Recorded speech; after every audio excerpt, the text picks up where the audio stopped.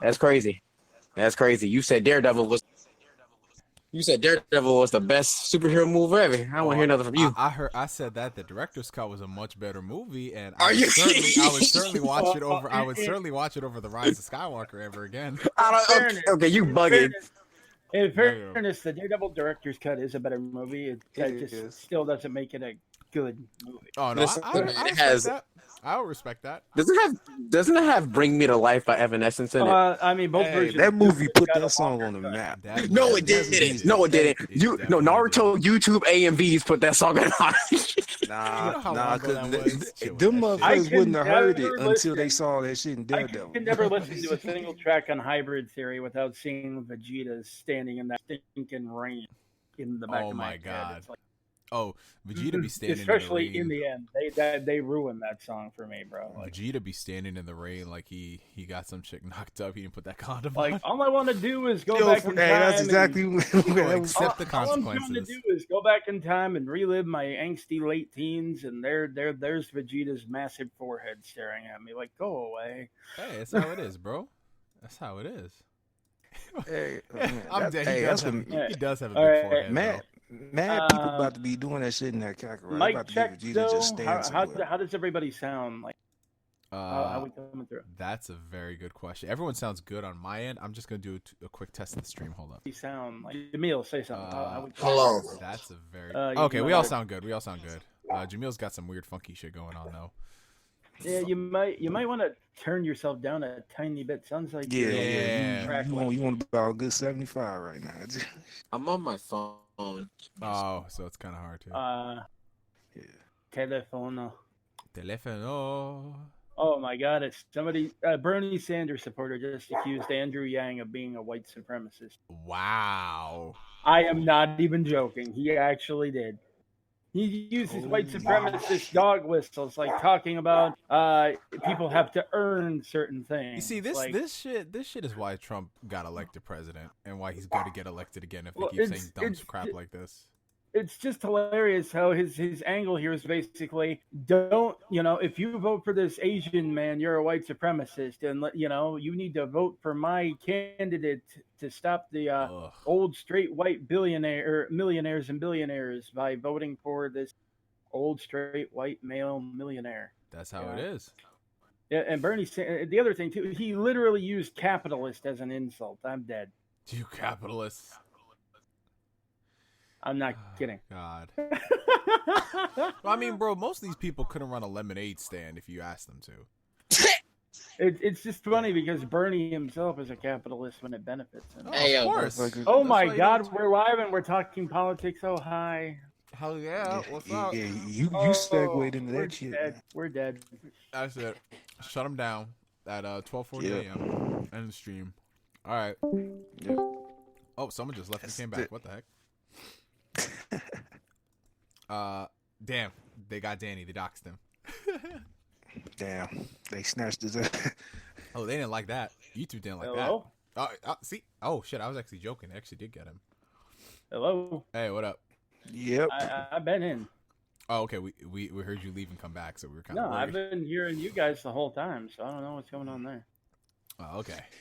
All right. Well, Weird.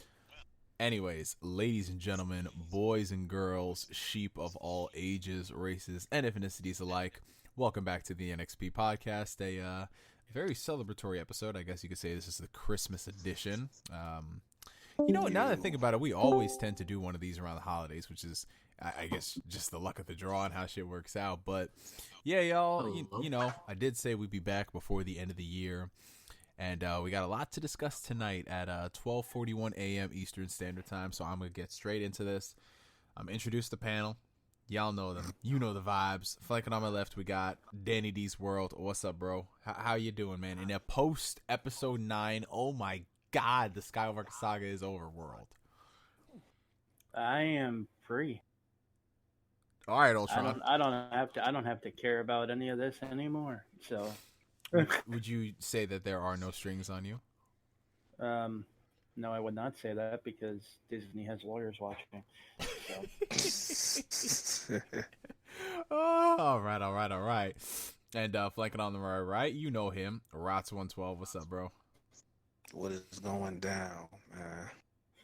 As for my reaction in the post Rise of Skywalker world, I think somebody said it best. I am become deaf. Jesus.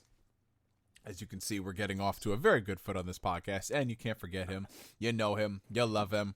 Sometimes you question him. We have got California's #1 stan. I will. I didn't even finish your introduction, but okay, finish it. And his ass just woke up. Exactly. See, that's all these people in California be doing, you know. That actually, you know what? I'm not going to make that joke. That's kind of a messed up joke. Either sleeping or being on fire. Danny just went there. I was going to say the reason why all they do is sleep, so it explains all the forest fires, but damn. Damn. Fucking for it. Do not fall asleep with blunts in your mouth, people. Not even. So, like I said, California's #1 stan. You know him as the promoter of Near Tomato Bisque. We've got Game Inspector, formerly Comic Inspector, formerly, but sometimes known as, occasionally, the God of Short Men, Jamil. What's up, bro? How you doing today? I am amazing. One could say that the path to the dark side of the forest can Oh, shit. He would do this. You know, we kind of set him up for this. We create in one contains many things. One might call unnatural. You know, we set him up better than anyone did in any Star Wars movie lately. So. Oh shit! That pun was set up way better than this trilogy. I'll tell you that. Also, play Knights of the Old Republic 2 if you want an actual Star Wars deconstruction. There we go, Coach. Hey, that was some facts you dropped on Twitter. That honestly was. I saw that shit. I didn't even retweet it. Let me retweet that actually right now. Yeah, I gotta go back to that. Bro, I am so done with Star Wars. I don't even know if I'm gonna play the games anymore. Fuck. I don't even know if I'm gonna read my old books anymore. I don't know. I don't know about that. I don't know about that. I feel You so. can't punish everything else. Everybody Bro, else is kind of trying, man. Have you not seen how petty I can be? Oh, I know. I don't know why I'm wasting my breath right now, but I know you can. It's just, I still have not seen Iron Man 3. I still. Are you serious? No joke. I told people I ain't gonna watch that. They all laughed at me. Said, "Yes, you are. You know you're gonna watch it. You're gonna be there day one." Still haven't watched it. That man got the receipt and was like, "No." How about Thor 2? You watched Thor 2? Don't test me. Thor 2. I went to the theater to see that one actually. That's not that much better. Like most of the movie better than Thor 1, but then there was Darcy, and that was just. Thor 2 was just weird, bro. Is it? Did we lose Jamil for a second? Yeah. My computer's being weird. Oh, I noticed. Alrighty, so before we get too sidetracked, because it is going to be an inevitability, we have some topics to discuss tonight, ladies and gentlemen, but we might as well address the elephant in the room because we have thrown so many shots, some quality shade on it. God. Star Wars Rise of Skywalker. Now, I've already done my video on it, and every single time I talk about this godforsaken movie, I die a little inside. The I title really is a damn lie. Oh yeah, something definitely did rise. This is the first thing I think. This is like the first time I can legitimately say that the title of a Star Wars movie is an actual lie. They've always been like practically spoilers, for God's sakes. But Right. no, this time it was a complete lie. Yeah. Honestly, yeah, I would say one of the stupidest titles was Attack of the Clones, because the clones attacked like for one scene in the movie. So what was the point? But it happened. But by that logic, but nothing. At least it happened. Okay, it happened. by that logic, Empire Strikes Back should have been called the Battle of Hoth. It was. That was the Empire Striking Back. Oh my God, Danny, you know what I mean. I'm not. You about to be in for a long I am not here night, to bro. debate. Debate, bro. No, because all I said was Attack of the Clones is the dumb title. I didn't say it was truth or lie. But The Rise of Skywalker, bro, don't you get it? Well, actually, no. Well, technically, it's not a lie. It is a lie, but it's not. It is. Oh, just letting y'all know, Jamil here loved the movie. You saw it in Psych! IMAX 3D. Big joke. He saw Big it in joke. Dolby Cinema. He's got No, his, I didn't. No, I actually haven't. He's got his little popcorn container that's shaped like R2D2. He posted he posted hashtag thank you JJ Abrams. It's shaped like Darth Vader's helmet. He got his Fin Po tattoo on his chest. He's got Raylo on his arm, and he's got an Kathleen Kennedy with Trust biopic. Fiction. Damn, Made it up. bro. All made up. Fiction. All made up. I don't know, man. First off, I actually haven't seen the movie. I just saw the spoilers, and I told you guys the spoilers before the movie came out. I never said that they weren't. I just said that I don't trust them until they've been confirmed by several sources.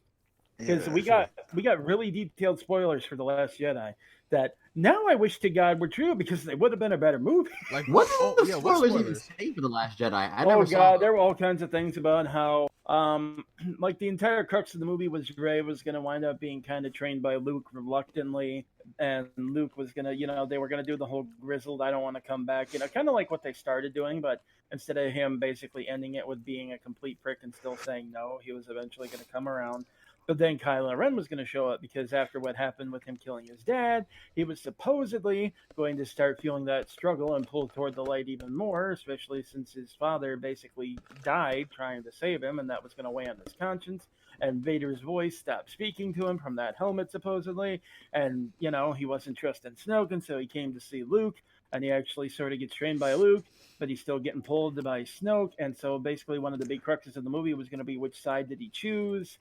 And they were actually going to explore that planet together and go deep into the core of it, because Luke himself hadn't even been able to go down in there by himself. And they were going to find this old artifact, and it was going to have a holocron, and it was going to explain like the most ancient stuff about the Jedi that he had been looking for.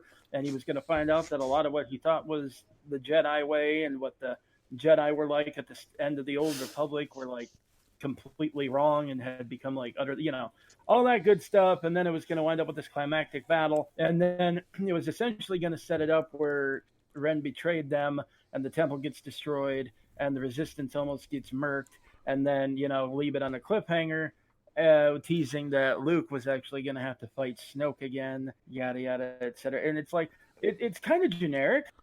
I'm not gonna lie. That's much better than what we got. Still a better movie. It's still that would have been that was better than what we got. And it was so crazy detailed. Everyone thought it had to be true. Turned out to be completely fabricated. Yeah. But like we're talking lines of dialogue, we're talking scenes mapped out, like cinematography wise and everything. That's insane. Like Someone spent some time elaborate doing that. fake, very elaborate. That person should write a book. That is amazing. Yeah, for real.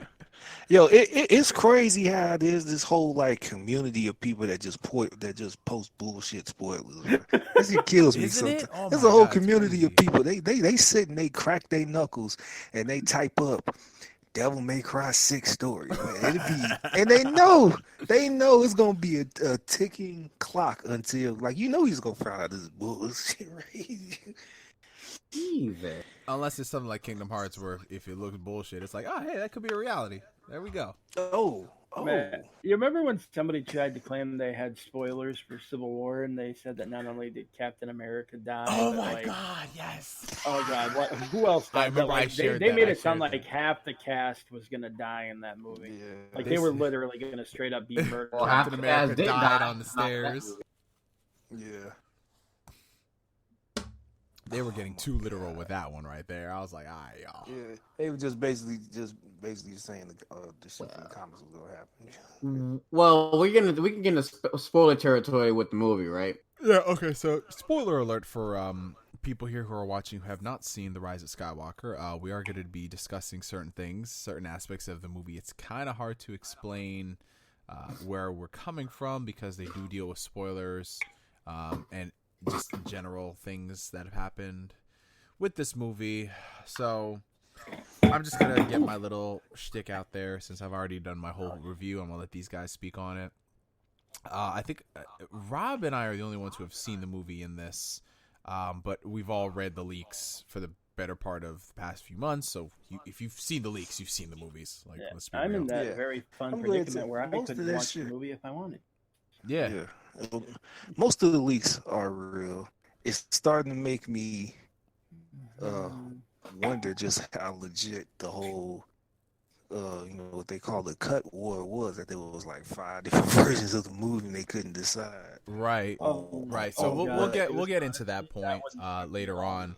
But just to recap my whole viewpoint on the Rise of Skywalker and my whole thoughts on it, I personally was not a fan of it. I felt like a lot of it was indeed damage control following The Last Jedi. But to me personally, I feel like that made an even worse movie because it's just like you have to clean up the mess from that. And if I had to pick between the two, I'd much rather watch The Last Jedi than Rise of Skywalker because at least that's one coherent story, get to point A to point B to point C, and that's it. I mean, you may disagree with the events and how they transpired and things, but The Rise of Skywalker, it just has no soul, it has no purpose, it has no meaning. It's just there, and watching that movie, I never thought I would ever say that I got more worth out of the prequel movies. Not saying that something like Attack of the Clones is a better movie, but what I got from that movie in terms of the lore for Star Wars made me look back and be like, all right, yeah, this is part of the universe. And then I look at Rise of Skywalker and I'm just like, what did you do except regress this series? But that's the gist of it. I pretty much said all I needed to say in the review. I'm going to pass it over to another person who has seen it. Rob, go right ahead, bro. Alright, I'm not gonna get crazy in depth in it. At least not right now, because I don't want to piss myself off again. Yeah, I have a bad impulse where I get angry easily, but I have to kind of aim it and shit like that. We so haven't I'm just seen. Oh, not you know gonna- what? The funny thing, because I was just looking back on my Facebook post from 2 years ago. Was it 2 or 3 years ago? One of the two, when we were doing our celebratory "We Was Right" podcast, and homie Rots here said a quote, one of the best quotes of the podcast. He said, "Watching Batman versus Superman is like watching quicksand unfold," and I was just like, damn. This man said he fell asleep 4 times during that. I was like, yo. Yeah. Man, that. Well, okay, but different movie. Yeah, let me go on put that back in the holster, man. We All still right. got to try to marathon that riff one.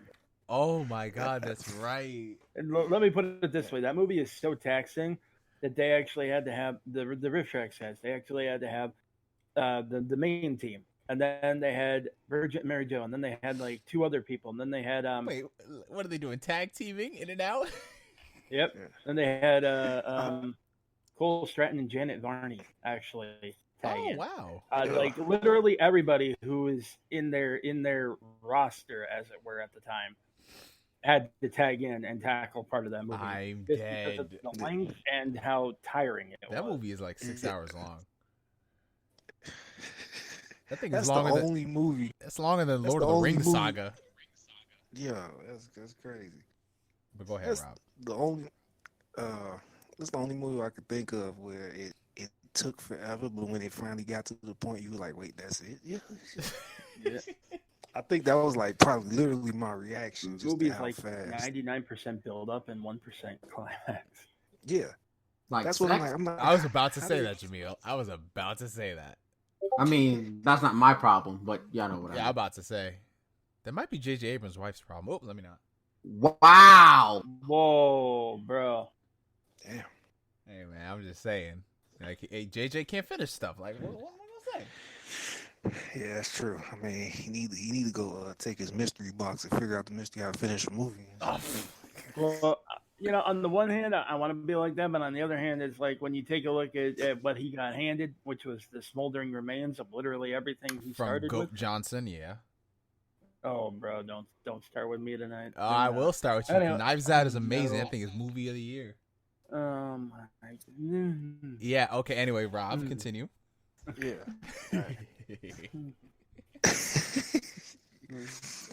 So I did not like Rise of Skywalker at all. It's a movie that was somehow made. It was made worse because of the previous movie, and a lot of people are going to say that. Yeah.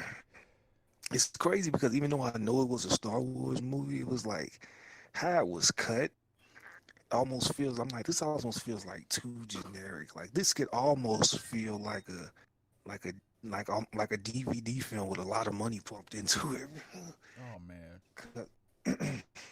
it was so jumpy. They had to get through a lot of things so fast.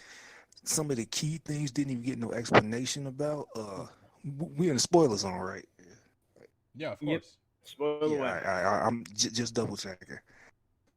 It blows my at the opening crawl when they just flat out tell you that Palpatine is there. I was like, oh, so y'all just going. This is where we going with it. Okay. I mean, just there was nothing for me personally to be excited about. I don't know what other movie other people saw, or what they all soaked in. All I saw was a visual embodiment of damage control, and it was almost like a checklist of how can we connect this back to Force Awakens, or somewhat try to get back to that. And but at the same time, trying to do that, still create your own bullshit in a way. I still don't feel satisfied with any of the answers we did get, and then there's some answers we just didn't get at all.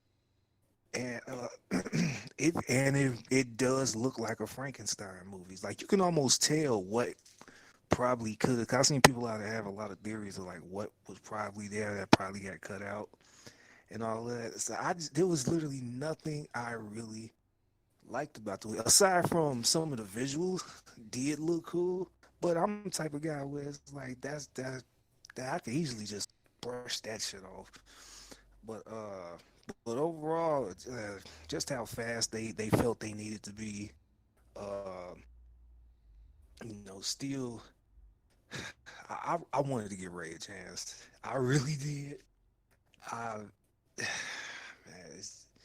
I don't get the amount of balls they had. I've never seen a bigger, badder effect, no pun intended, and shit like that. And I'm just trying to think overall, because I don't want to start a tangent of just saying the whole movie. Like, I don't want to get down that hole and shit. Um, but yeah, I'll just say it was a movie that was doomed. It was doomed the moment we knew this movie was supposed to exist. Now, I know a lot of people want to say that the movie was made worse because it was trying to curve Ryan Johnson or whatever. But I was like, okay, how can you expect someone to fully take the crazy ass shit he decided to do and perfectly try to flip it and to make something good out of it? I was like, in that case, y'all should have just kept Ryan Johnson's ass on and be like, all right, finish the shit you started. And shit like that. But this movie was doomed. This movie was fucking doomed. I have absolutely nothing good I could say about it outside of the fucking visuals. And I was pissed off when I came out. I was getting ready to walk out of the theater. I was tweeting in Oh, the yeah. theater. I was tweeting in the theater, man. It was like my blood was starting to boil, and I normally don't take it like that sometimes. The last time I took something like that from a movie was probably with Dragon Ball Evolution. And I I was getting to the point where I was just gonna walk out. I'm just disconnected. I'm just done with this.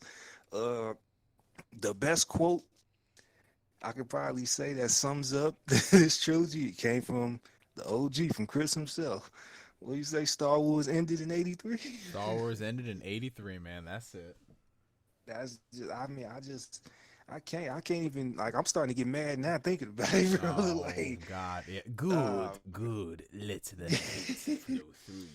I mean, it's just, I don't know, man. I don't know. Maybe I might need some more time to do a proper review of it. But the best I can say is I didn't like shit about it, man. You know, here's the thing. And it's so strange because I remember I walked out of The Last Jedi, and I know I did not like that movie at all. But the more and more I thought about it afterwards, I was just like, I didn't like it, but I could see where they were going from. I can't do that with Rise of Skywalker because I have no desire to even go back and want to formulate, okay, maybe this is what they meant. Because everything you get there is on the table, you know? It's on the table. It's not trying to, it's not trying to be anything bigger than what it is. And I think in that respect, that's where the movie suffers the most because it's trying to, like, the sheer fact that it followed Episode 8, it had to start a new story entirely. Like, it feels like the start of a trilogy in a sense, like a new season of a show. and they're trying to cram like a 4 hours worth of plot into 2.5 hours. Honestly, I felt like they should have pulled an Endgame and at least made this movie 3 hours long, because at the very least, you could have had more explanation on certain things. But at the same time, just based off what they had to work with, I think that might have been worse. But we can sit here and argue the semantics of what they could and what they should have done to make it better. I mean, the whole point is, following The Last Jedi, there was no way to have this work with someone like J.J. Abrams and what he wanted to do.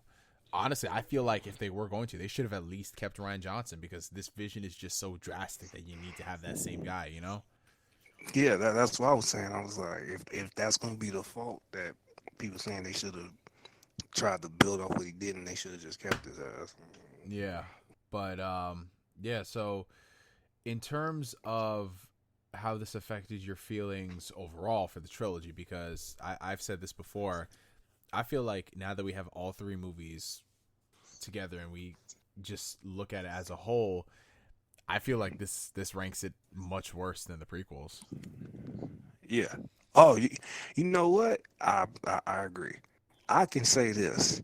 I can give you a list of memorable things from the prequels, at least. What really is gonna stand out from this, aside from everything behind the camera, controversy, anger?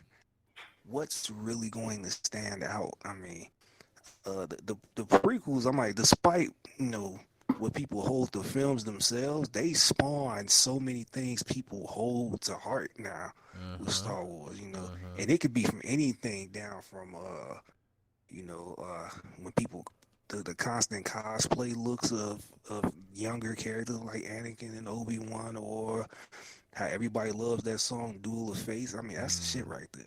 Oh yeah. Like, so I can give you a whole list of these things that are gonna stick with that series forever, but I can't give you a damn thing. There's one thing sequel trilogy. One thing. Just one. When Yoda tells Luke, failure is the greatest teacher. Yes, that was a great scene. I will say that, like, even if I didn't like The Last Jedi, that was a great scene. I loved it. Because, I mean, I've heard actually something similar in other media, like, repackaged in a different line, but that's still, I like that scene. That's the one scene. But everything else, yeah. Yeah, when they try to make another Star Wars movie, it's play that They better not touch Knights of the Old Republic, otherwise I'm... And that's what kind of bothers me, because when I look back on this entire every Star Wars trilogy has its own identity. You can argue the semantics about certain films, but I look at the sequel trilogy and it has zero identity. Like, what honestly did it add to the lore? Because when you look at the lore, the prequel movies arguably added the most, just based off like what we got from them and what they set up and how they expanded it.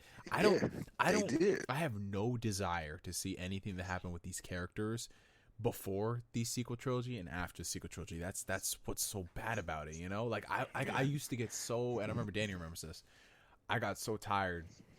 Like, after Force Awakens came out, I was so excited because we're moving the canon forward, because I kind of got tired of that little gap of time, that we get from episode 3 to episode 4. And then they started doing a little bit from episode 6 to Force Awakens, but I wanted something like more. I don't care anymore. Like, that's the sad thing. Just give me the stuff from between episode 6 and 7. I'll be okay. Alrighty. Yeah, I can agree with that. Okay, so I know Danny has the most to say about this. I'm gonna leave you for last, bro. Jamil, do you have anything to chime in as far as how this is concerned? Because I mean, you didn't see the movie, you just read the leaks. But what has been like your whole process, just like looking at everything as a whole and just seeing the discourse surrounding these Star Wars movies, especially in a year where we have things like Avengers Endgame, stick the finale landing, and then other things end, like Game of Thrones and Kingdom Hearts. Like, where do you think Star Wars fits into that? Well, if Endgame's number 1, Kingdom Hearts is number 2, Game of Thrones is last place, I guess Star Wars is third place. Probably the best way I can put it. Like the gymnastic video. Yeah, that gymnastic video. I mean, no, seriously. Yep. No, seriously. Because, like, I was so disappointed with Game of Thrones, but I will talk about that's such shit. That's a whole other thing. But Oh man. God, as don't We got a go. far as serious Star Wars discussion on who goes, gets the bigger L, Game of Yep. Thrones or Star Wars. ooh, still Game of Thrones. Still I'm Game of sorry. Thrones. Honestly, I'll say Still Game Game of of Thrones. yeah, more than likely There's that's no the way you biggest can come one. back from that. Yeah, that's probably that's L of the year right there. That's right up there But with nah, Dexter. as far as Star Wars goes, okay, for starters, I was tired of the whole deconstruction joint. Even when The Last Jedi came out, everyone kept saying like it challenged. At first, they're like, it challenged your view of Star Wars, and I'm like, listen, an old woman in a 2004 Xbox PC game challenged my view of the Force in Star Wars. Like, so I'm not trying to hear like challenge my expectations. Give me my Luke. The thing about it is Luke didn't even have to fight. I just would have liked to see Luke with a old wisdom. Just but with as far as Episode 9 goes, it's just I personally think that he worked with what he had given the fucking thing, everything that happened with Episode 8. But one thing I wish that the sequel trilogy did have is, like you said, an identity, because I can think of so many memes, so many games, just so much stuff that's come from the prequel trilogy. And with the sequel trilogy, I'm like, what what is the best? The best thing about it is, I would honestly say, I can't name anything that's like good that isn't something superficial, like, oh my god, look at this cute little BB-8 or something dumb like that. And I can maybe squeeze out like a few scores added to the orchestra, maybe. Yeah, but that's John Williams. Maybe. You put John Williams in the worst movie in the world, that dude's gonna create a banger score. True, very that's true. The crazy So thing. There's no creativity. There was creativity with the prequels, regardless of how you may not like them, but there was still creativity there. The sequel trilogy is just so by the numbers, safe, regressive. I'm like, just whatever, dude. And like I said, but seriously, if you genuinely want something that deconstructs Star Wars, the way you look at the Force, the characters, the Sith, the Jedi, how the Republic, the universe at whole views the thousands of years of infighting between those two factions, literally just play Nazi the Republic 2. You will have a better time. You will actually take something away from that. And honestly, as I said, I still stand by, there's not been a character nor or since that has touched the level of depth that Kreia had. And she was written, like I said, in 2004, which was 16 years ago. And so if you aren't coming with me with that type of deconstruction nonsense, like, you get out of my face. I don't. So Fair enough. that's all I got to say about it. Episode 9. Awesome. All right. So y'all know what it's time for. We gonna leave it up to the man. All right. So Danny, I'm gonna set you up for this one, bro. So viewers might recall a while back in 2012, we had done a impromptu little recording session where we were just basically discussing Disney buying Lucasfilm and Episode 7 being put in production.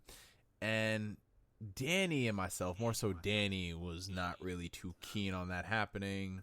And he was very much so worried, especially when they got J.J. Abrams attached to it.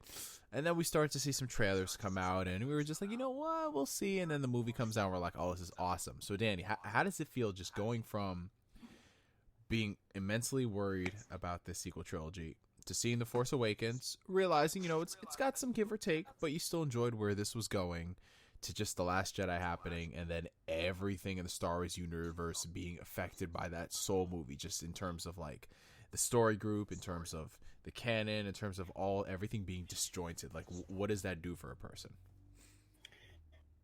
Well, okay.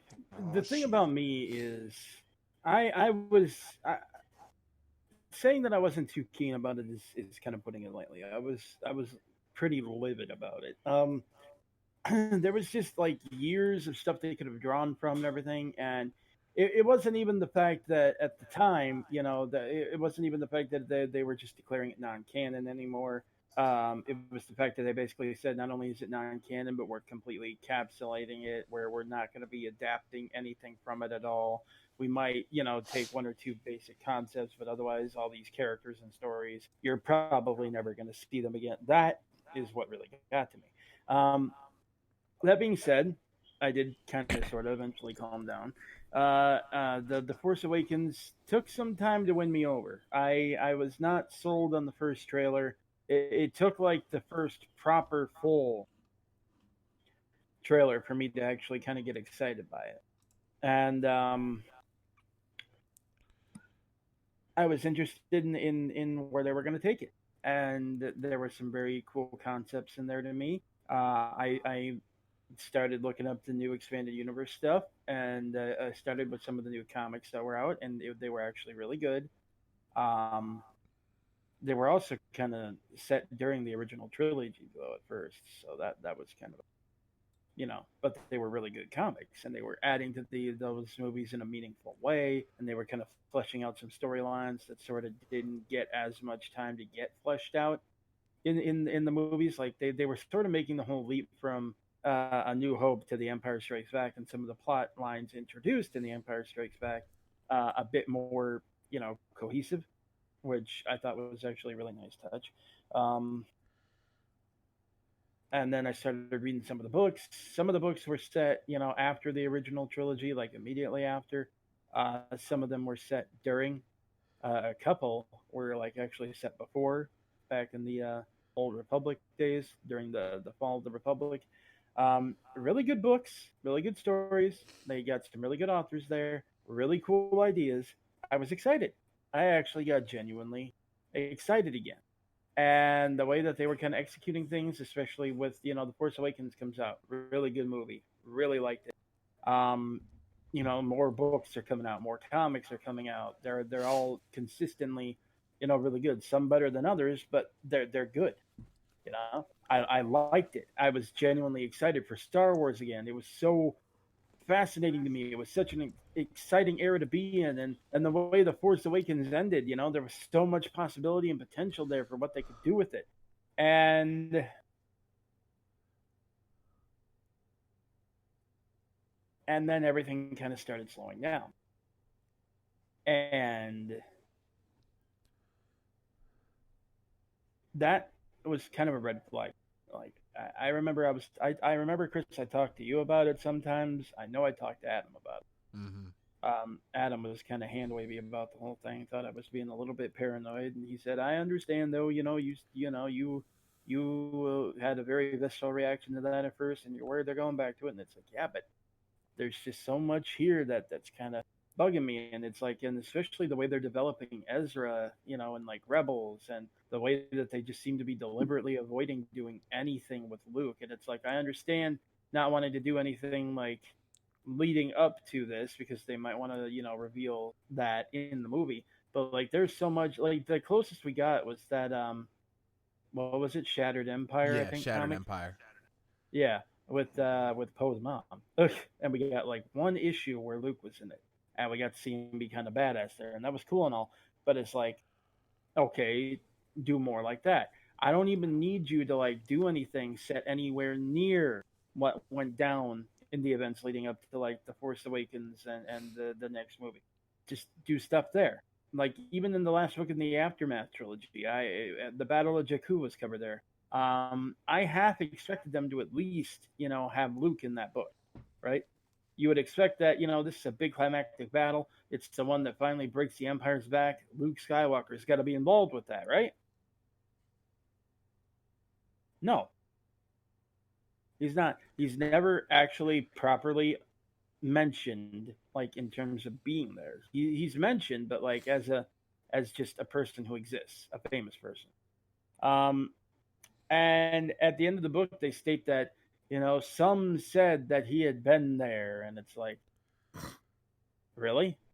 I mean, I would think that a freaking Jedi cutting through the Imperial army would, like, be something that would be more than some say, which indicates to me that he wasn't actually there and people just kind of started that rumor. So, what was he doing that was somehow more important than that? We don't know. And we never will know, probably. But that to me was like I liked that book. Okay, I want to make that clear. I liked that book overall, but that was one aspect of it that bugged me, and that's kind of what started snowballing the whole. They're giving Ezra a very similar character arc and backstory to Luke. They're giving, And every once in a while though, they would throw a little something out there, especially in Rebels, to kind of seed, hey, Luke Skywalker's still a thing, and like that episode where they wound up going to Tatooine, and Obi-Wan and Maul finally had that rematch, that which was cool. That was straight up samurai right there. But you actually saw Luke there, and it's like, oh, that is so cool. But it's like that excited me for a second, but then I realized, that's all we're gonna see of him here. And I kept thinking, announce something, anything, a series. You could start a series now that's set between episode 6 and 7, and it would be a long time before you got anywhere near spoiling anything that you would want to reveal in the next movie. You know what I mean? I had no idea why they weren't doing that. And then we find out why. And then it's like everything I was worried about, them wanting to sideline Luke Skywalker, them wanting to push him out of any kind of prominence in the franchise, them wanting to basically reduce his role to nothing more than a memory, a legend. He's a legend. He's not an active force in the galaxy anymore. He's a legend. It's like, then why didn't you just start with him dead? Why didn't they let him die in that temple when it collapsed? Why not? Why wouldn't they? If this was really all they were going to do with him, why wouldn't they do that? They could do the whole, slightly bitter, slightly angry thing, or they could even just straight up, force ghost him. He could be the Obi-Wan to raise Luke. Anything that they wanted to do in that regard, but if they didn't want him to be a force in the galaxy, then they had no business putting him in there to be a potential force in the galaxy.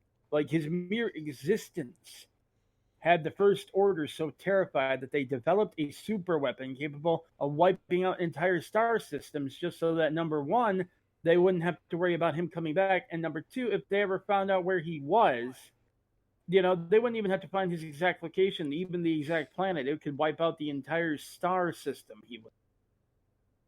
That's the whole reason they built Starkiller Base. It was literally a weapon to kill Luke Skywalker.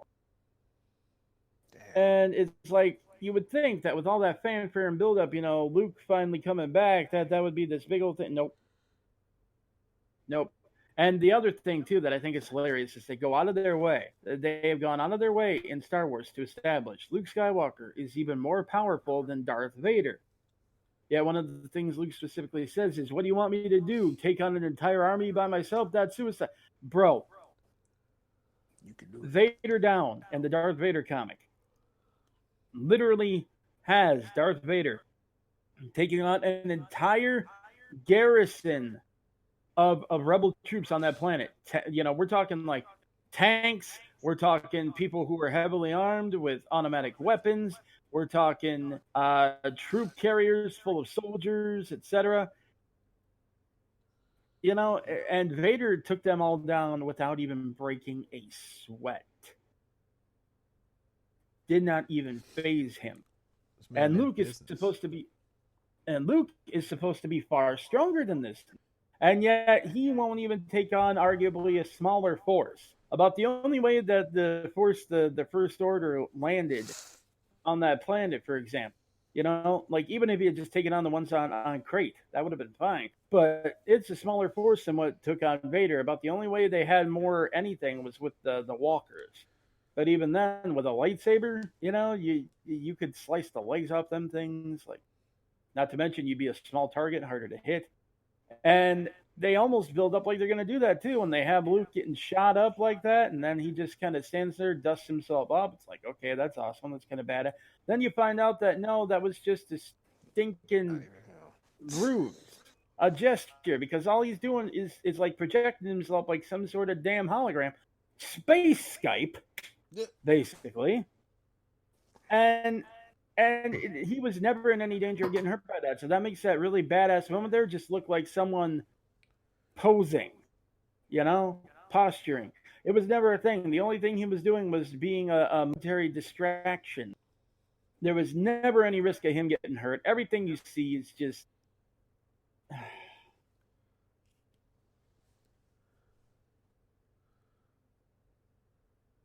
It's frustrating as hell to see that, Especially since I grew up on the old expanded universe, and one of the things I wanted to see, like I wasn't expecting them to do quite as much stuff as they did with Luke in the old EU, because some of it was really inconsistent at times. Like there would be times where he'd struggle to do something that in another book he could do without any kind of effort, or he could do some god tier force techniques and everything. And it's like on the one hand, I understand that, because it's like he's supposed to be one of the most powerful force users to ever live, and yada yada. Okay, that's all well and good, but at least be consistent about it. That was another problem. But I could understand them not wanting to quite go that far in movies. That's fair. That's fine. Whatever. They didn't show us diddly. All we got was that. That was supposed to be his massive feat of unparalleled power, and it was just a hologram to cause a diversion. Yep. Mm-hmm. And people are like, oh well, Luke wouldn't have been friggin' he wouldn't have been violent anyway. That wasn't his thing. He was a much more Zen Jedi. He believed in non-violence. It's like, first of all, that's a damn lie. Have y'all seen him at the end of Return of the Jedi? This dude. Have you seen him God. at the beginning of Return of the Jedi? Yo, this dude force grabbed this freaking blaster, was ready to cap Jabba. Not to mention, he cut off his dad's head the second he said "sister." He goes, "No!" and just freaking like bugs out. Oh, goddamn. Yo, this man was doing them Babe Ruth swings with that lightsaber. He was coming for that arm, bro. He wasn't joking, because if you notice that scene, Vader is already like on the ground and shit. He's just trying to deflect it. Luke is just like hitting. I was just telling a friend of mine, I was like, somebody about to lose when all they could do is just hold that shit up and they swinging down on you. You about to lose, bro. But yeah, it's like that and even if you want to go that, like if you again Shattered Empire, Luke in that comic actually managed to take on that imperial garrison. There was a small garrison, but he managed to take them on. Did not kill a single one of them at first. He deflected their bolts away, not back at them, away. He grabbed things with the force and threw it at them, knocked them out cold, etc. When they had that massive minigun that they were about to start firing, he just used the force to kind of shove it up into the ceiling, so they basically blew the ceiling down on top of themselves. And then he flipped over and sliced the barrel so that it couldn't be used again. And it's like that's fine, do something like that, because you know what? That's still awesome and badass. And it's not until they start popping up thermal detonators and throwing them at him that he decides, okay, you know what? That was your last mistake. Throws them back, and boom, they die. So it's like Luke, even under that interpretation, was nowhere near so vehemently opposed to being violent that he wouldn't have done anything. No. Like, come on. That's just being stupid. So I couldn't stand that. I couldn't stand the fact that, they had him reduced to this bitter old man sucking from the teat of some sea cow that was beached for sustenance. I could not stand the fact that, even when he supposedly had his, realization that, oh my God, this is, worse than you think. This is bad. This is horrible. Then come back and help us. No.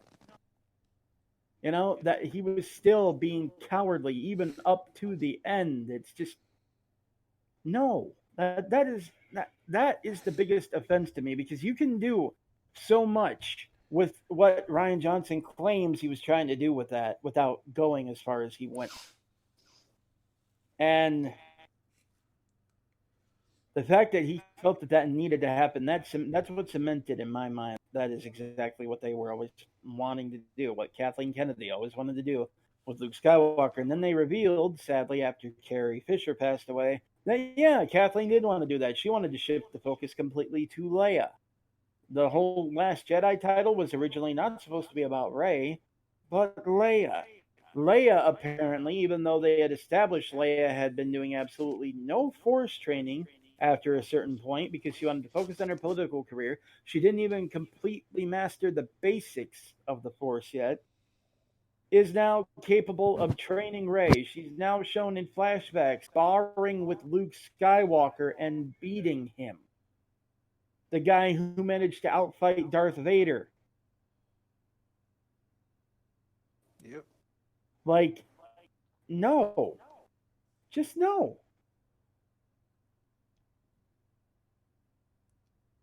Nothing about this makes sense. And then even when you go between like The Last Jedi and Rise of Skywalker, you would think they'd spend a lot of time like they did with The Force Awakens coming up, setting up stuff for that movie, that leads up to that movie, for that movie to kind of play off of later. They did that.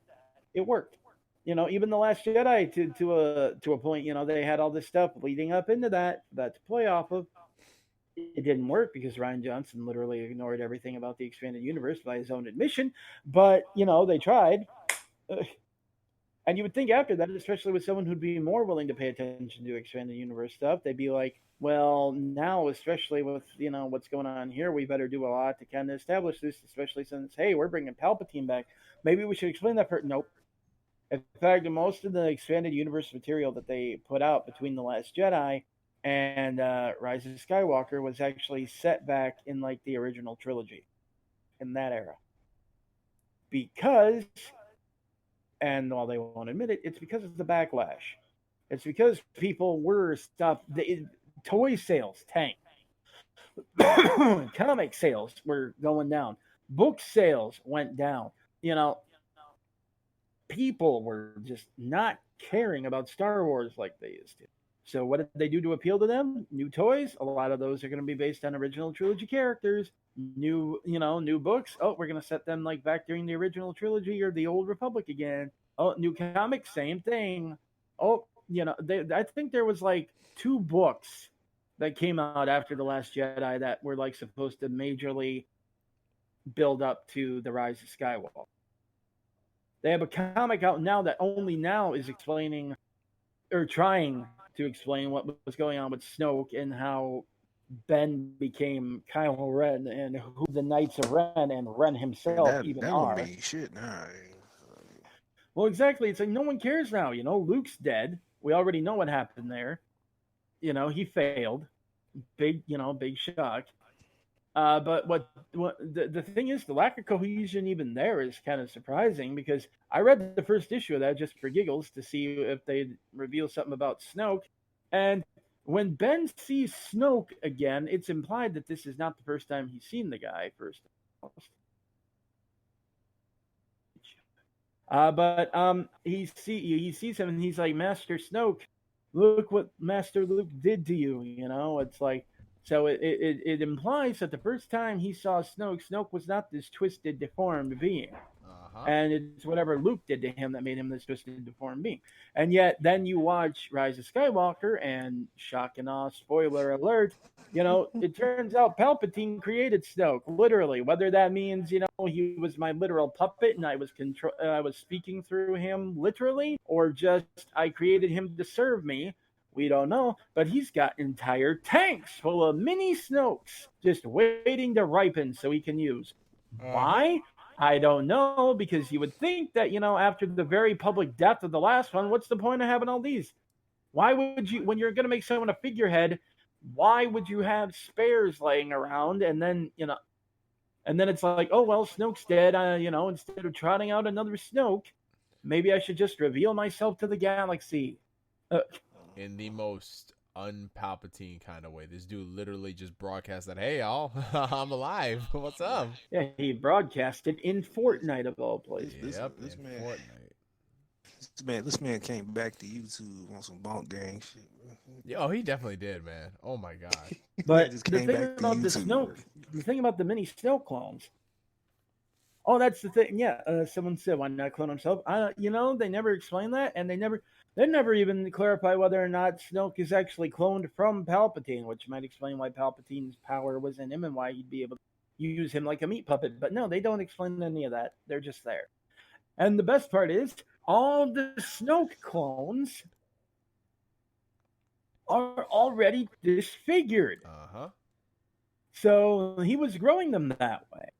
So the movie also never bothers to explore. It's like, so what was going on here? How Snoke, not disfigured originally, but every clone we make him disfigured. And honestly,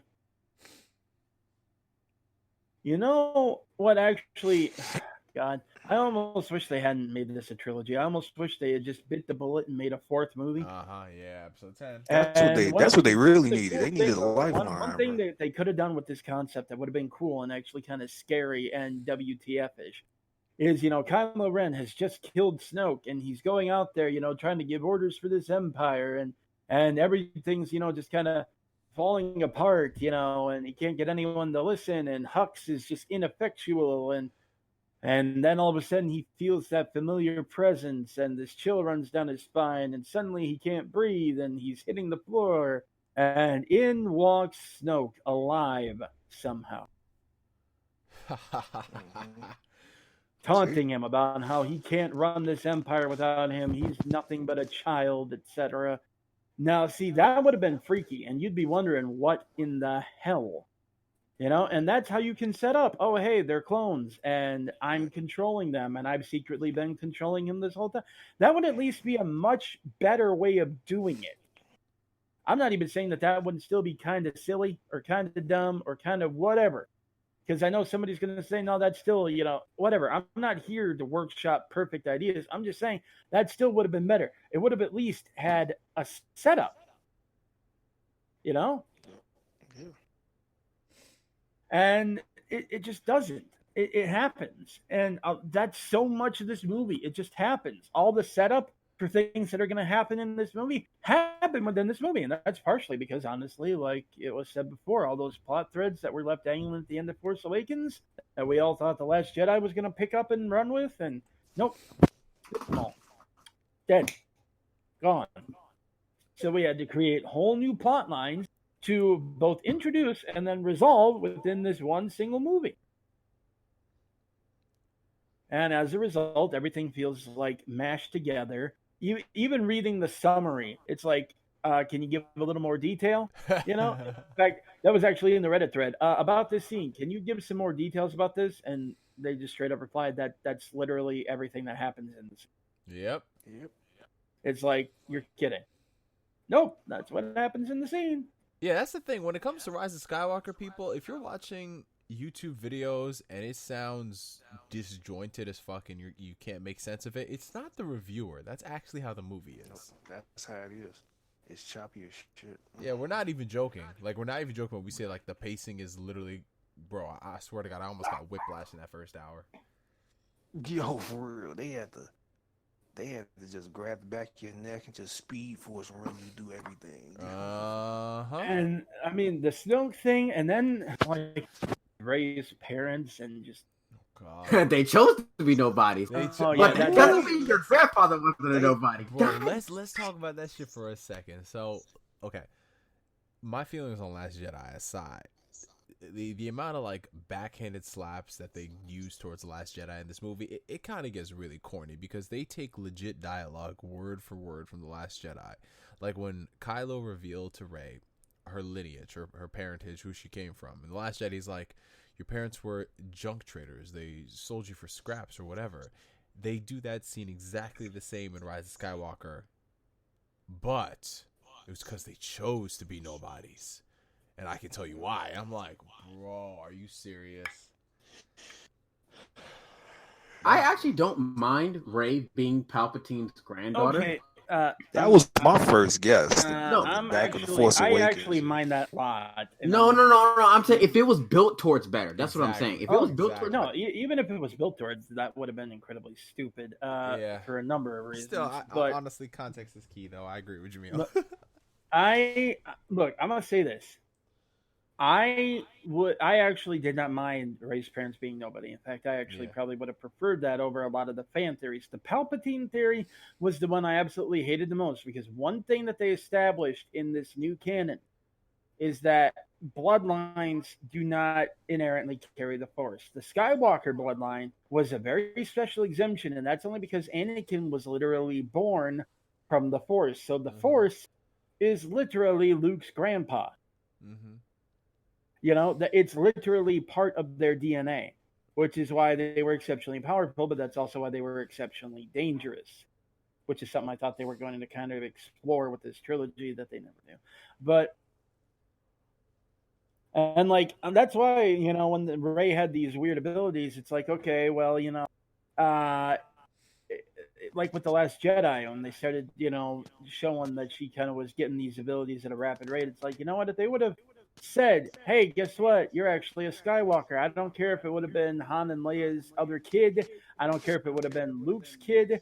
That would have explained that power up. But instead, they go for a Palpatine. And the reason that gets to me so bad, and the reason I hated that theory so hard, Well, there's some echo going is on. because there is. Wow. I think it might be But Rob. it is because the Palpatine bloodline has nothing special about it. Certainly not anything like the Skywalker line. The Palpatine bloodline, Palpatine literally came from nobody, which is part of what drove his lust for power. He came from a nothing family, and he had all these political aspirations. And yes, believe it or not, his turn to the dark side and his desire to learn the ways of the Sith and everything were almost entirely born from political aspirations. Make of that what you will. But why did Star Wars got to get political? Anyway, but I loved that, because it's like one of the things that made Palpatine so scary is he is a literal sociopath. Mm-hmm. He wanted power for power's sake. Anakin, he's got this whole tragic thing of, I turned because this or that. Maul was dark side because he was chosen to be such and raised to be such on Dathomir. That's how they work there. Dooku also turned in pursuit of power and everything, but and because Qui-Gon died. Oh, that too. But it's like,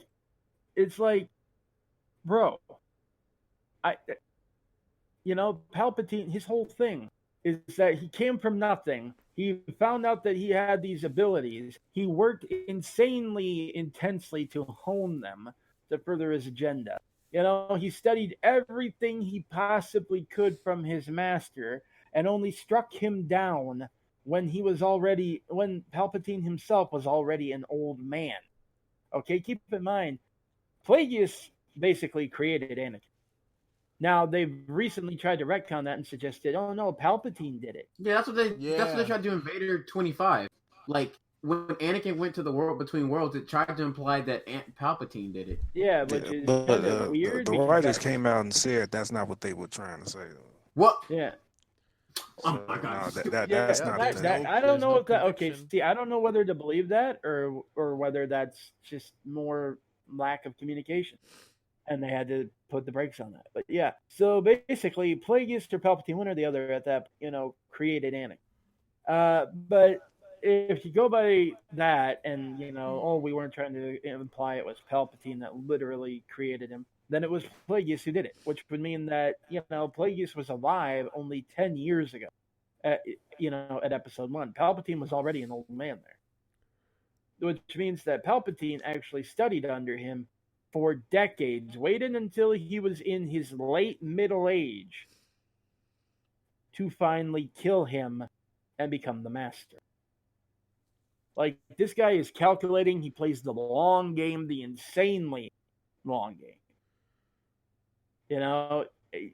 Like that's one of the things I like about him. But, the whole thing is that he came from nothing.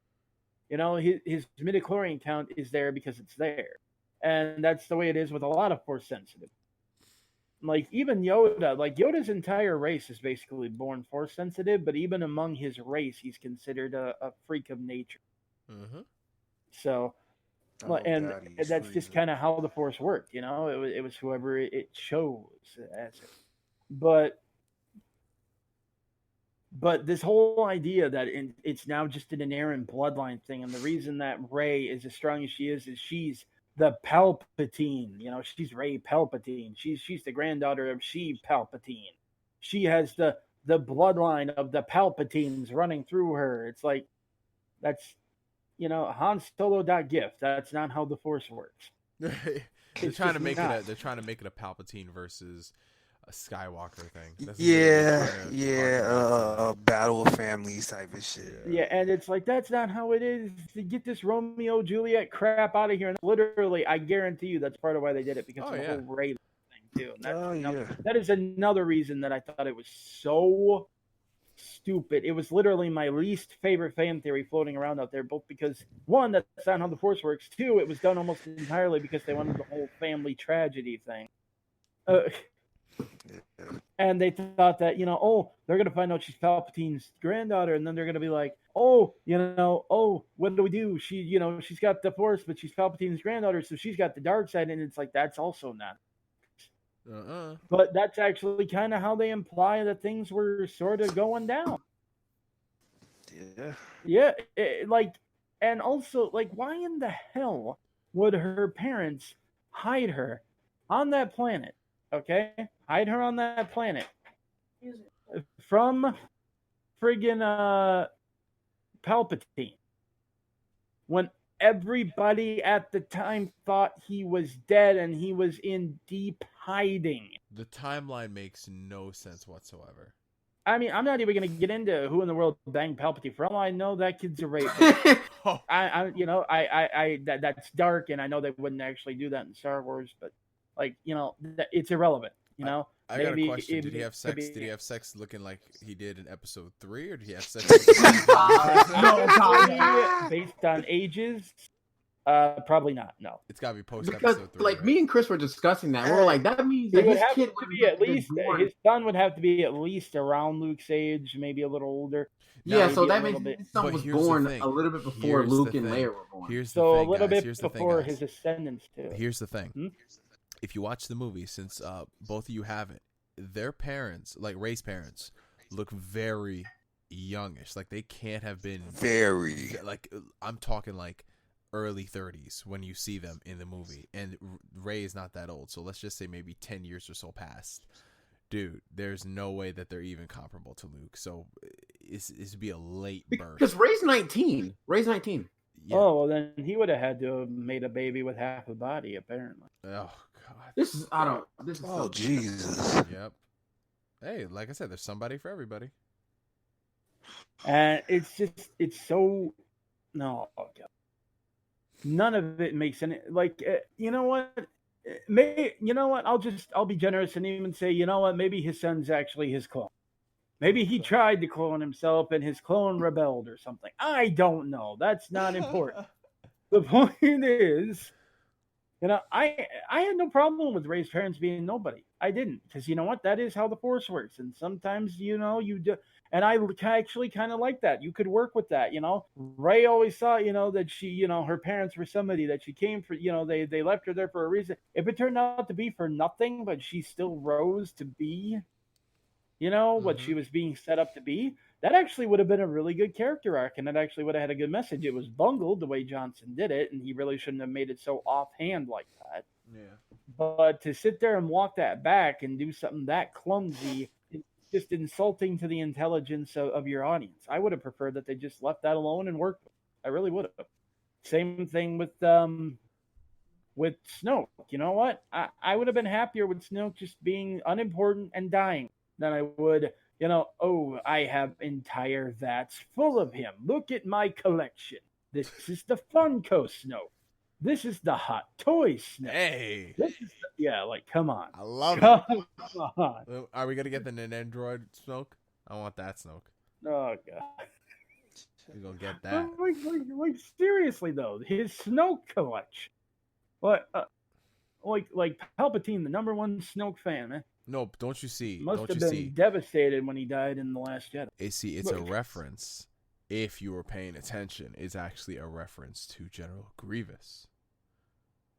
Yeah, think about that. Hell no. Yeah, every time he grows a new one, a fine addition to my collection. Yo, that's another thing. There are no lines I'm gonna remember from this trilogy outside. Man, the prequels, they had the quotables. The only one I'm remembering is I created Snoke. Oh, that shit. No, you know what I remember? Ugh, and this is gonna kill me. It's gonna take us on a whole different tirade. I am the spy. Why does everyone want to go back to Jakku? Yeah. Roses are red, violets are blue. Why does everyone? I want to go back to Jakku. Honestly, don't forget the classic traitor. Oh, yeah. God, yes. Yo, hey, Oh, he yo, that was was hilarious. the MVP of the whole sequel trilogy. Yo. He had the sickest of six spins. Like, there was no reason that shit should have gone as hard as it did. Because it'd be one thing if he just dropped. No, the second he dropped this shit, I was like, uh-oh.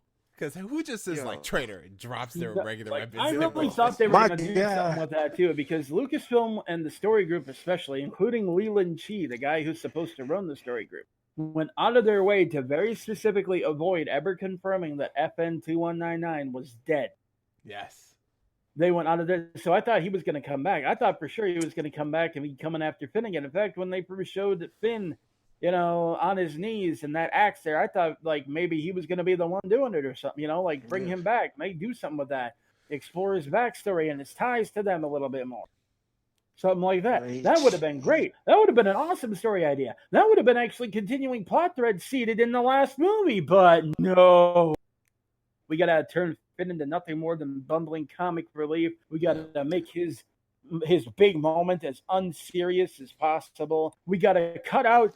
They filmed a version of that scene that actually not only referenced the EU more, but tied directly to it and had Phasma completely in character based on what was written about her in the that was a waste, bro. And they took it out and replaced it with Finn just coming up mugging and smacking her with the friggin' baton thing. Ugh. Like, that come was on. a complete waste, man. It was always wasted. Just everything was a fucking waste, bro. Like when you have an alternate scene that not only suits the tone better and suits your movie better, but suits your overall universe's narrative better, and you throw it out just for the sake of some one-liners.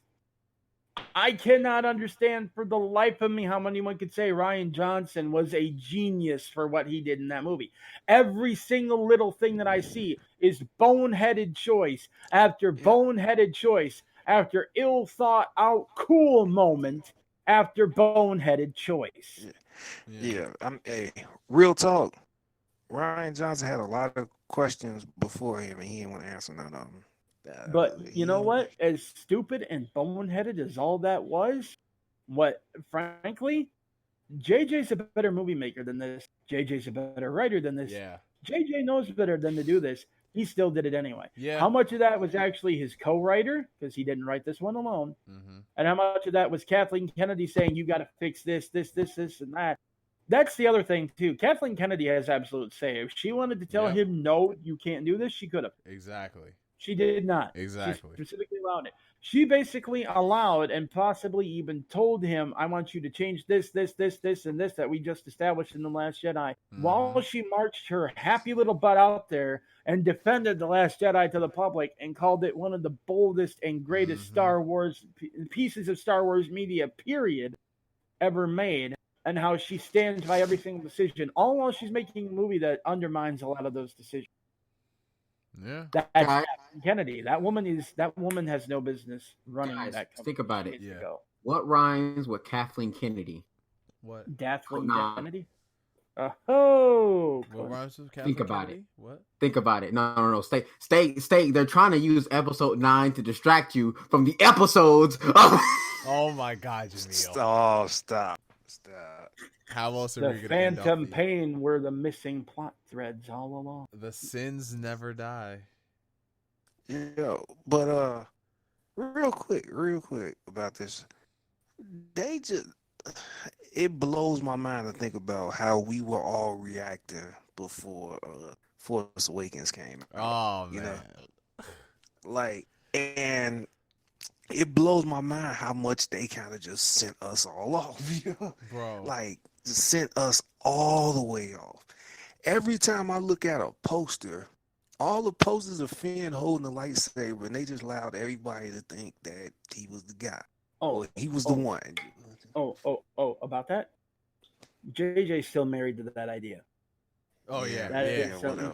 Okay, now here's the thing. First and foremost, you know that the whole reason, that he was kind of still married to the idea of Finn and Rey being a thing too, because he was heavy seeding that in the first movie. And then in this one, the whole thing with Finn chasing her around, or wanting to chase her around because he's got something to tell her, and it's like we never get to hear what it is. It was supposed to be the whole "I love you" thing. It was. but he kind of pivoted away from that and came up with a different alternative. But it doesn't surprise me that he would say this because he still clearly likes the idea, and he even kind of alludes to it in the movie. And that's that. Yeah, Finn is Force. Yep. Whoa. Yeah, well, And yeah, we found out, and now John Boyega's too pissed off to even come back, so there's not they can do shit with it anyway. I know. Disney That's Plus, the man. thing. Yeah, But like they pissed bro, all three of them off. I think they just I know done. we're done. We're not coming back. Nope, goodbye. But like I don't blame them. Like Ray wound up being so bland and uninteresting when she had so much potential. There was so much you could have worked with. And, Dude, I and go ahead. like, how do you? Why does anyone care about this? What's to care about? What personality even does she have? They didn't give her one. They didn't develop her. They didn't give her an arc even. She just gets strong, but she's still Ray. That's it. She's like the exact same girl you meet in the first movie, Exactly, but the same. stronger. Yeah. No, like but Luke, what you Luke don't is understand, what you don't understand is that she learned that she didn't know where she came from. Then she learned she came from nothing. Then she learned she came from something. But what really mattered in the end is or that the friends family. she made along the way. Yes, and that is indeed the One Piece. Yeah. Jesus Christ, man. That's what But, it is. but like I don't get it, man. Like Luke Skywalker had an arc. He had a very good arc, a very clear, well-defined arc. Mm-hmm. The hero's journey. Anakin Skywalker, I'd argue it wasn't the best handled, but you can't argue that he didn't have a. Mm-hmm. It was a line. It was Well, a I A, think B, and a C. It took an entire animated series to actually make Yeah. it a good arc. No, I liked Anakin's. I liked Anakin's arc. Even in the prequel trilogy, I liked it. I can't. I can't. Like I kind of liked his arc in episode 3 in and of itself. Oh yeah, but, episode 3. Because episode 2, he was a damn little brat. like we needed Yeah, that. We needed it's to see him insufferable grow in up. We needed to episode see two. It's him almost a grow. We different person needed. in 3. You literally need the Clone Wars to make the prequels good. Bro, That's when you watch the Clone Wars, it's like a completely different character. That's the craziest thing. Yeah, he is. He's coming to his own. He's just like, yo, I could see this. But that's also what makes the difference between Anakin and Obi-Wan's relationship in episode 2 and episode 3 a lot more believable. Oh my and God, also yeah. kind of what makes it more heartbreaking when it falls apart. And like when I saw it just in the movies, I didn't care as much. When I went back and rewatched it after I watched Clone Wars, it legit made me sad. It hurts. It Yeah. honestly hurts, and it makes you feel bad. Like I sit through that. Yeah. And another one that actually kind of hurt man, more. Rob, The thing I will. do you remember the episode 3 video game? On Oh, the that was PS2? one of the best Star Oh, Wars dude, games. I play it all the time to Like, this day. They handled that arc there too, I think, better. But also a lot of that too is didn't Hayden actually come back to do not just his like motion capture stuff, but like the voices. Yeah, Or he not wanted to do it. He wanted to do it. Well, yeah, he didn't do the motion capture, but they did watch how. Yeah, Like modeling. he did That's- demonstrate in person how he fought with the lightsaber. So all of the behind the back moves and all that shit, he did all this shit in front of him. yeah, but like he did the voice acting too there, didn't he? Yeah, he did. Yeah, and see his performance there in that game was better than in. Yep. Honestly, So, I I just mean, feel like when you oh, remove George the- Lucas from the equation, people can actually work. The problem is George loved Matt by his own admission. He loved it. He was kind of in love with the idea to a fault. So What? he wanted these kind of Shakespearean, that- almost God. hammy performances God. and everything. And when he wasn't involved, though, that wasn't a factor. So it's Also, just- random Yeah. side note. The best level of the episode 3 game is the Jedi Temple, as dark as it is. Bro, can you stop? I'm gonna go emulate that game tonight. Dude, Oh. yeah, first of all, Anakin's model, he got the hood on, perfectly covering his Oh eyes my and stuff. God. And he just walk up in there and Yo, just start dude, cutting the everybody people on the down. stream. Do y'all know this? Do y'all know what this man is talking about? You Dude, guys, that game, that was the best level right there. Walked in there. Oh, Dude, bro, how do we go from having getting me play this shit. Star Wars is like one of the best licenses out there in terms of like video games because we actually got more good ones than bad, and now all we get is just Battlefront, and then Battlefront again, and then we got Jedi Fallen Order, which is good. Fallen Order, yeah, that need to open some eyes because you know it's EA, well, they didn't put that much high stock into it. They bought they didn't that put that license, much thought into it. Dude, they bought that license like 7 years ago, and all we've gotten are 2 mediocre Battlefront games and Jedi Fallen Order. That's actually kind of bad. That's wild, man. That's absolutely wild. So, do we have any last things to say on the movie? Because we've been talking about Star Wars for like an hour. Yeah, you know, I was looking at I the just time. made myself sad all over again thinking about a movie. Rey actually has a character arc, and Finn isn't regressed to a I know. slightly sexist meathead, and Finn actually gets to go through some of the Jedi training. And you know what? I'm not expecting him to be the next Luke Skywalker or nothing, but you know, he would have been a badass Jedi, man. Oh, he would have. Especially being a former stormtrooper. See, that's the thing too. We That'd be have a never great seen arc. anything like that, where somebody Yeah. came from like inside the Empire, and then now suddenly they're like not only in the opposing army, but they're a freaking Jedi. Dude. Who like, you know, and especially if you're gonna do the whole secret reveal of, oh hey, look, you know, the Empire was run by Sith the whole time, you know, because that's the other thing that kind of irks me, because they went out of their way to keep insisting that Snoke and Kylo Ren were not Sith. Oh, right. They're not Sith. They're Sith. Yeah, that was What stupid else too. would they man. be? What else would they be? Well, they were dark-side adherents, but they did not adhere to the Sith, which is why Kylo Ren had Knights of Ren, which is why he wasn't that fought with physical weapons though. Yeah, which is why he wasn't Darth Snoke and he wasn't Darth Ren or whatever. You know, and I like that idea because, you know, I like the idea that, you know, the Sith are gone, but people still follow the dark side. I mean, the Night Sisters of Dathomir were dark side adherents, and they weren't Sith. So, you know, I can jibe with that. That's a cool idea. But no, they were Sith the whole time. But it's like, if you're gonna do that, then yeah, let this guy become a Jedi. Let them see that even though they think they got rid of Skywalker or something, you know, the Jedi still rose. Especially if Luke was the one to teach them, and before that, you know, that would have actually been kind of poetic. Let Luke teach them. Luke goes out there to kind of fight them, buy them time, actually wrecks some stuff, winds up finally falling, though, in a heroic last stand. And they think, oh, hey, there, now the Jedi are nope, you got 2 of them. And that could have been cool. That would have been great. That is a universe that I would have loved to have lived in, but no, we got this. And now, Star Wars, the soul of it's dead. The core of it's dead. There's nothing to it. And again, the whole Rise of Skywalker thing, what's your name? Rey. Rey Skywalker. Oh my God. That was like the and word they, not only do they Disney princess her back to life, but then, you know, oh, all the Jedi are living within me. Okay, Avatar Rey. Not even just that. But I mean, y'all already know the quote by now, but I can't be the only one who, when they saw that in the theater, bro, I don't know how you do this. Maybe because they're both owned by the same company, but did y'all see when they ripped the fuck off of Avengers Endgame, the final scene? Where Palpatine was like, "Oh, I am all the Sith, and Rey is like, I am all the Jedi." I was like, "Don't you dare, bro!" Stop. And the fact, like, it's be so, real, they were trying to pull from whatever movie they can. I'm facts. trying to say this I shit. am all so insulting. It's just so insulting to both to your audience's intelligence and everything.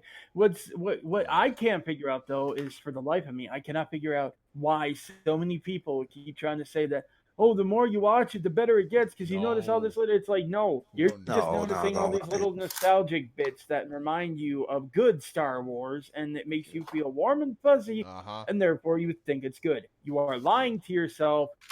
Knock it off. Thank you. Remember, all the people. Exactly. I mean, that whole thing. These are the same people that were saying, "You need to let the past die, man. Kill it if you have to, man." You can't. You people want Star Wars to be the same all the time, but it's the nostalgia that makes it so much better. Though, tell you right? this, I'm about to let Star Wars die, because now, to me, it is nothing more than a mediocre sci-fi series. That's generic, middle of the road. Everything that made this unique is dead. So I just. Yeah. What were you saying, Rob? I was gonna say I'm just gonna cap off the whole thing on this because we did burn a lot of time. Yeah. And you know what? I'll just go ahead and just bundle this to not just Star Wars, but a couple of other things that are under fan scrutiny because we are in a time where you got these big Hollywood companies that make these trash ass movies or TV shows, and then they get mad at people for disliking it, but it's trash. Stuff like that. And so like we're in that time now, and I I think something that they just don't understand is how can I put this? It's almost like the relationship between a content creator and a viewer. It's almost like a dance in a way when you think about it. Mm-hmm. And it's like uh the person that's creating the content or the media, they lead the dance, you know. But every once in a while, they gotta give us at least a step or two to show that we still a part of this, and it's not just you dragging us and stuff. So it's like, and the reason I bring up that example is that because there's a lot of people, you know, Danny himself has said it a few times where we're not saying we want to make the entire trilogy. We're just saying like, just give us something, you know, give Mm-hmm. us something. How many people love Luke Skywalker? Give us something, you know, like, you know, just that, and that's all. That's all. Like we will go down the path of your story, but like, man, are you gonna drag us, or you gonna, you know, give us a few steps here in this dance tonight, bro? See? And and they just really does do not see that. And when it gets to the point where they have this like tunnel vision on how they want to make these movies, and these movies are gonna blatantly alienate the bread and butter audience, it's like, who are you making this for? You know, it's like that's the thing that just always kind of puzzles me about. And I can apply this to Star Wars. I can apply this to, I mean, just recently, you know, before the Rise of Skywalker came out, this same conversation was being had about the Crisis on Infinite Earth, which I don't need to get into, but like it's the same kind of fan feedback from Rise of Skywalker is happening with the whole DC Crisis on Infinite Earth thing, because it's like they're making it to get the fans to watch, and then the fans are watching and they doing shit that's completely alienate them, and then they get mad that they didn't like it, and it's like, okay, then who are you making this for? Because why are you telling us to watch it if it's not for us? If that's what you trying to say, it's not for us, why you keep marketing it towards us? And honestly, if you're not even going to bring back Dean Cain and Terry Hatcher, Yeah. Oh God, I just realized that. But you know, in hindsight, I feel like it's a good thing they didn't come back. Well, technically, Dean yeah. Cain is back in Supergirl. He plays her Yeah, he adopted plays a dad. stepfather, Yeah, but whatever, you know. But yeah, we know. they got people playing double characters True, now. true. Brandon Routh is Exactly. the Atom and Superman now. Exactly. So, all right, yeah, just I mean, these guys have already said it best, you know. I'm not mad at this movie for what it is. I'm just disappointed because it just has no purpose. It just has no purpose. It's always going to be known as that Star Wars movie that literally exists, and the reason why it is the way it is was because the last movie was just so. Whew, well, I mean, Danny already said it, so I'm not going to get back into it. But yeah, I mean, before this movie came out, Danny was speaking all that doom and gloom, saying, you know, I'm done with Star Wars as a whole. I'm not going to be that interested in it. And I was kind of like, you know what, Dan, you're kind of overblowing things because, you know, we still have things like The Mandalorian and all that stuff. But, you know, after this movie's come out, I understand where he's coming from in that sense, because if this is how you're going to treat your canon and how you've literally everything that we've known in terms of all these characters is just what this sequel trilogy has done to it. There's no coming back from it, because you know, like, no matter what story they tell from before the sequel trilogy or after, that's it. That's the end of these characters. And that's honestly what makes me feel sad, because we never, and this is what really kills me about this entire trilogy, is that we never once saw the old group back together again. Not once. And I mean, that I just, the more I think about it, I get really sad, bro. I get really sad, and it shouldn't have to be like this. This should have been a celebration. Like, these Star Wars movies should have been bigger than they ever are, and to see just the state that it's in and how you squander so much potential, God, it's just depressing. It's just honestly depressing. It's not anger or rage or frustration. It's just so yeah, I sympathize with Danny as far as that's concerned, because, like, let's be realistic now. What are we gonna get out of Star Wars from this? Like, you can't do anything within this main canon, like 1 to 9. You can't do anything involving those characters because that's pretty much it. You have to do, like, offshoot things. You have to take strands from these stories and make something with them. And to me, it just doesn't feel like you might as well just reboot the whole thing while you're at it, you know? No, absolutely not. Man, so what else do we have to get excited for? Because if they had nailed this trilogy and it ended on such a high note, I'm like, I can't wait for the next set of movies. But what are they gonna do for the next set of movies? Is it just something we've never had in Star Wars? Yeah, A trilogy from the Sith perspective. No, okay. No, I'm going to stop you right there. I'm going to stop you right there. Why not? Because I'm not really interested in a villain-focused series. I'm just not. Especially since all they're going to do is wind up butchering it anyway and probably turn them all into, it's not my fault. No, I didn't say they had to do that. Society was against me. I didn't say they had to do that. What were you gonna say, Jamil? Okay, Jamil, you'll have the final word on this, and then we gotta move into the next topic. If they were to make a Sith trilogy, I want them to go full in on it. Like, no, there's no good guys. There's no gray area. Like, I mean, there could be good guys that are obviously fighting against them, but, like, just the main characters are the bad guys. I don't care. No, I mean, like, like a complex soul. Oh, yeah. Not really. That whole stick they like to pull. I don't, we've talked about this before. I don't like no one can be evil these days. You can't have a bad my guy for the sake of pain being is bad. greater than yours. No, I've talked about this already. I don't like the whole sympathetic woe was me villains. That's why I didn't like Joker. Like, I didn't like that. I don't like Hey. that. Why don't you speak on that? Like, You would. one thing I like about the Joker is that he doesn't care that he's doing the wrong This thing. is not the Joker. Very it's true. But yeah, I understand that. Like, if they ever came out with a Joker, Yeah, from the Joker standpoint. No, Chris, didn't you hear? They're actually trying to leverage that into being the movie versus Joker going forward. No, Yeah, absolutely. they not. are. I'm not Absolutely kidding. They're not. trying to. If they do, But it's 3 Jokers now, so I guess pick your poison.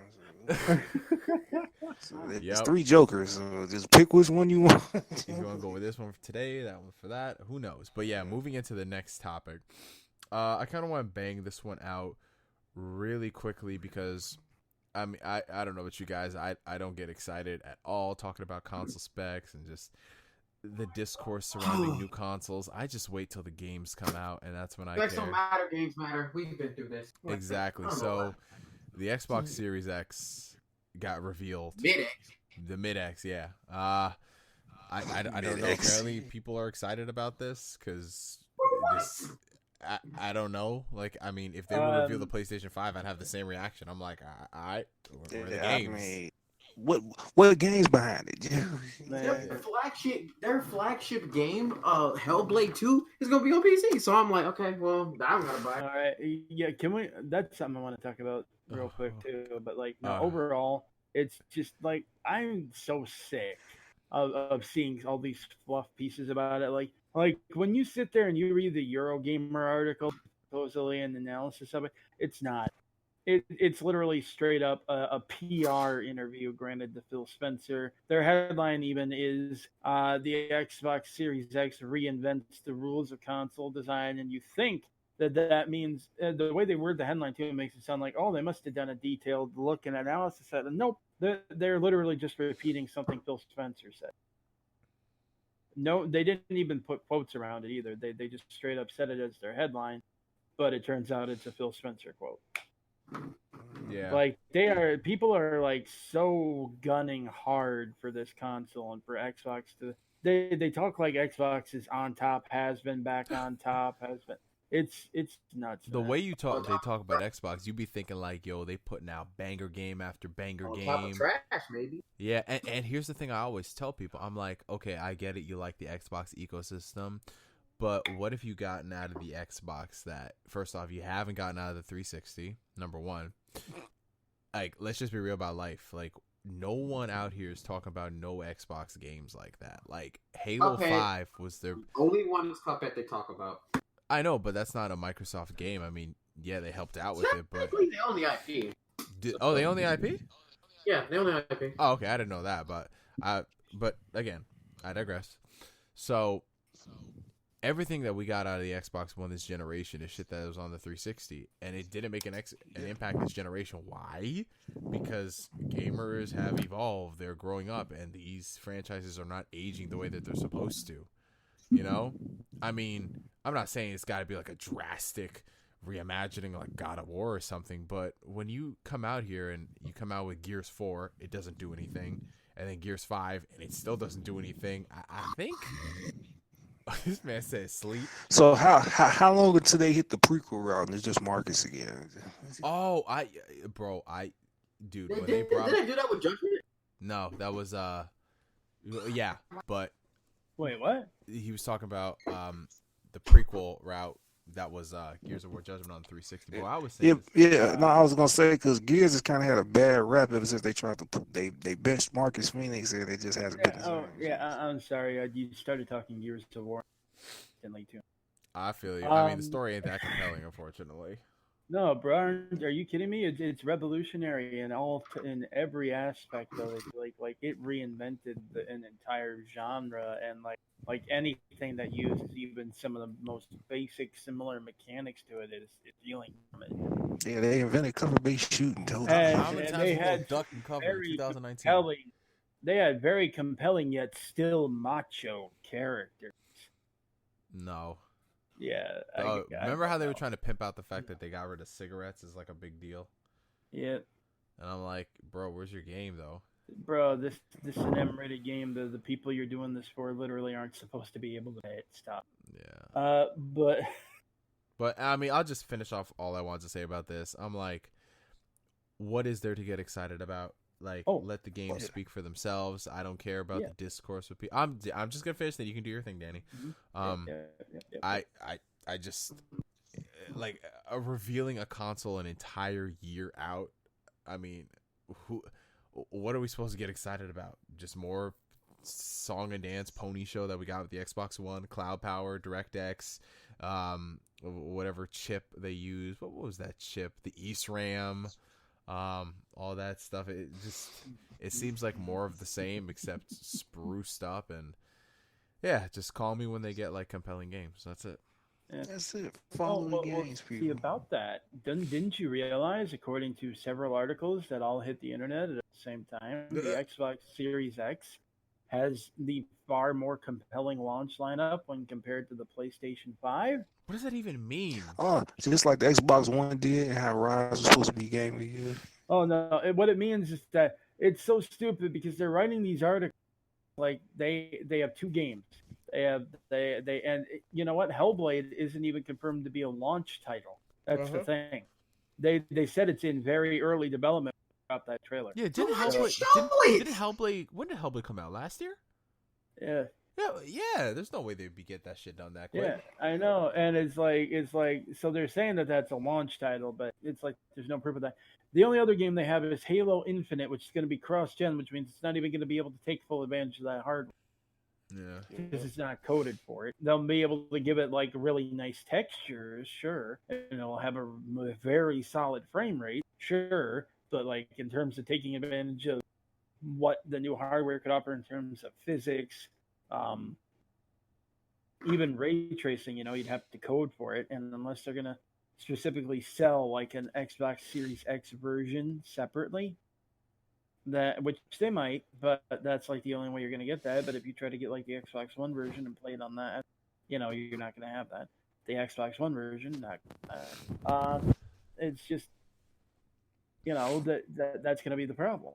And that's why all these games journalists too keep insisting that Sony needs to delay Ghost of Tsushima and use it as a PS5 launch title so they have something to compete with Halo and Hellblade. And it's like, It's like, That's first of cute. all, y'all didn't even give Hellblade, half the time of day when it first came. Exactly. Where's Second all of this all- Hellblade It came out in love? 2017. Oh, it came out in 2017? Mm-hmm. Okay. Second of all, y'all sat there talking like this game, but the only praise they would ever give it was, oh, it actually looks at mental health. Yeah. That's good. Oh, they're donating some of the money they made from it. That's good. Golf clap. But in terms of the game overall, hardly nobody was sitting there harping on that thing like it was this amazing franchise. Now suddenly it is. And And now when that game had that time exclusivity, it was trash. Oh yeah. Yeah. Also, But I Go ahead, go Jamal. ahead, Dave. No, I Dave. do I gotta say though, I feel really look, I'm gonna just say it. I just said this no matter who did this. I feel really uneasy and kind of gross about them turning that game into a franchise. Because the whole point of that game, it was supposed to be this look at mental illness and people who suffer from it and things that they experience, and it was supposed to put you in their shoes and you could see just how weird and trippy and horrible it can be, and it was supposed to remove so many of the social stigma surrounding mental illness, and that's why they were going to be donating the friggin' proceeds. There we go, profits to the different organizations. But and it's like that's good, that's great. I applauded them for that. That's actually an awesome idea. I am somebody who suffers from some pretty severe PTSD myself. So seeing people actually try to portray that in a way that's not stereotypical or offensive, for a change, that was actually really cool. I liked that. Now, granted, she doesn't just have PTSD; she has schizophrenia, and I can't personally comment on how accurate that was. But most people who are experts on it seem to say they did a good job with that too, so that's cool. But to see them take that and then they dropped this trailer, and it's Senua's Saga Hellblade 2, and they're trying to make it seem like this big old action heavy game now, No. and they're leaning into the Yeah. image of the thing I saw so many people say too, who missed the point about that game, is she's this really angry warrior chick, and it's like, no, she's not. That's not what's wrong with her. But they're leaning into that with this trailer, and they're leaning into the whole Bless you. insane badass thing, and it's like they're going to turn this into an action series, aren't they? Yeah. And they're just going to completely lose the entire point of the original game, and it's just going to, and it grosses me out. Speaking of, I mean, I'm what, not gonna pass y'all judgment y'all on it wasn't yet, feeling but we'll see, huh? y'all wasn't feeling the demonic beatboxing and shit. Well, all I'm saying is that Ninja Theory already had a very successful take on the action genre that wasn't Devil May Cry. Stop. Oh, It's called Heavenly Sword. Heavenly Sword. Heavenly Sword was fire though. It man. was, Yeah, but- honestly. Wait, I mean, That Jamil- shit was fire, bro. Jamil that's thought the it- main Jamil thought I was reason, about though, to that throw some everyone's shade. saying that they're going to turn this into an action series, because one of the reasons that Microsoft bought them was because of Heavenly Sword and, weirdly, Devil May Cry. And they want action games from them, and so they're going to lean on Hellblade and try to turn that into basically their God of War. well, Yeah. Well, And I that was put- pretty obvious. Okay, and here's the thing. I don't understand why all these people are suddenly hyped for Hellblade, because you know what? You go on Metacritic right now, and you look up, okay, here we go. Where is it? Yada, yada. Okay, here we go. The Metacritic score, funnily enough, for the PS4 version of Hellblade Senua's Sacrifice is 81.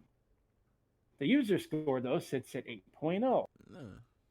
Now, you go to the Metacritic score for the Xbox One version, mysteriously spikes up to 88, but the user score now sits down at a 7.2.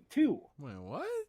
Yeah, and most of the Xbox dudes that I know of who played that game, it's just funny. The PS4 version sits at an 8.0. The PC version sits at an 8.0.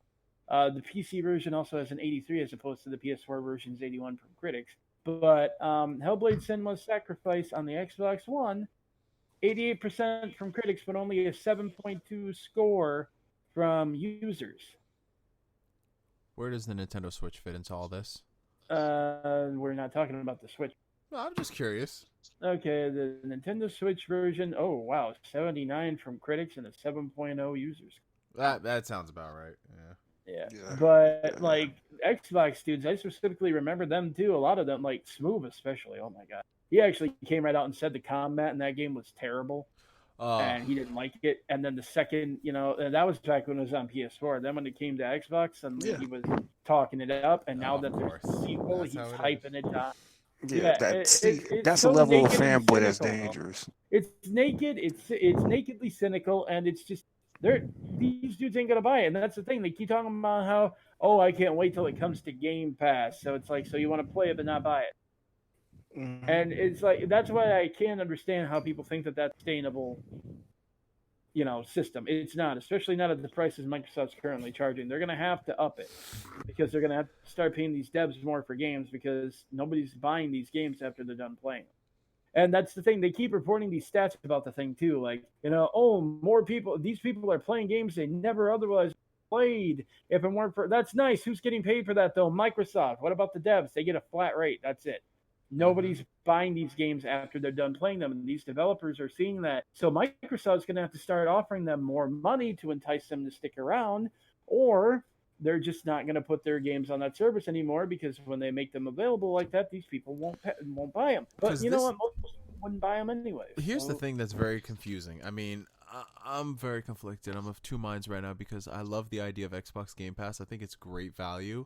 And I always tell us to people, keep getting on Microsoft because the fact that they're in last place means they're literally going to throw everything, including the kitchen sink, to make this shit work. Like giving out 3 years of Game Pass, like what was it, $1 a month or some crazy shit. But I actually they're giving out Game Pass for like, I think it was like 5 cents a day or something. Oh, Look, man, I got Game Pass. Bro, listen, I got Game Pass and 6 months of Spotify Premium for free, bro, for like $1. Listen, that's what I mean, though. That is not sustainable long term. Exactly, that's what I'm saying. Because I will say this. Let's say that the Xbox One X, I'm sorry, see how confusing it is. The Xbox Series X, let's say it is the system that Microsoft has been waiting for. How long do you think that they're going to continue this? Because either one of these two things have got to give. Either Game Pass as itself is going to become its own subscription separate from Xbox Live that you're going to have to pay. Like, I'm talking like legit a big subscription price to justify those $60 games being on the service. I'm not talking about $9 a month. I'm talking about legit 20 and up, right? Or they're just going to dial back on the games that go on the service. Yeah, sure, you'll get Halo Infinite a year after it comes out. Or, you'll be able to play it, but only within the first 2 months. Something's going to happen. There's no way they're going to launch every single one of their games on there if they are making money. I don't see it. Well, until that crashes, I'm finna cash out. There you go. That Master Chief Collection. Let's go. Yo, Chris, I don't know if you heard about Rob and Jamil about this stuff, but like, did you see that article IGN put out? Basically saying that everyone talking about how the Xbox naming situation is really confusing right now, but Xbox doesn't need to worry about that because they're too big of a brand to have to worry about name confusion. Wait, weren't these the same people that said that oh my god, I swear to god, it's like Don Matrick paid these guys or something? Well, it's like, okay, here's the thing. Nintendo is, to be perfectly blunt, a much bigger, far bigger gaming brand than Xbox. It just is. That's not deniable. It's unarguable.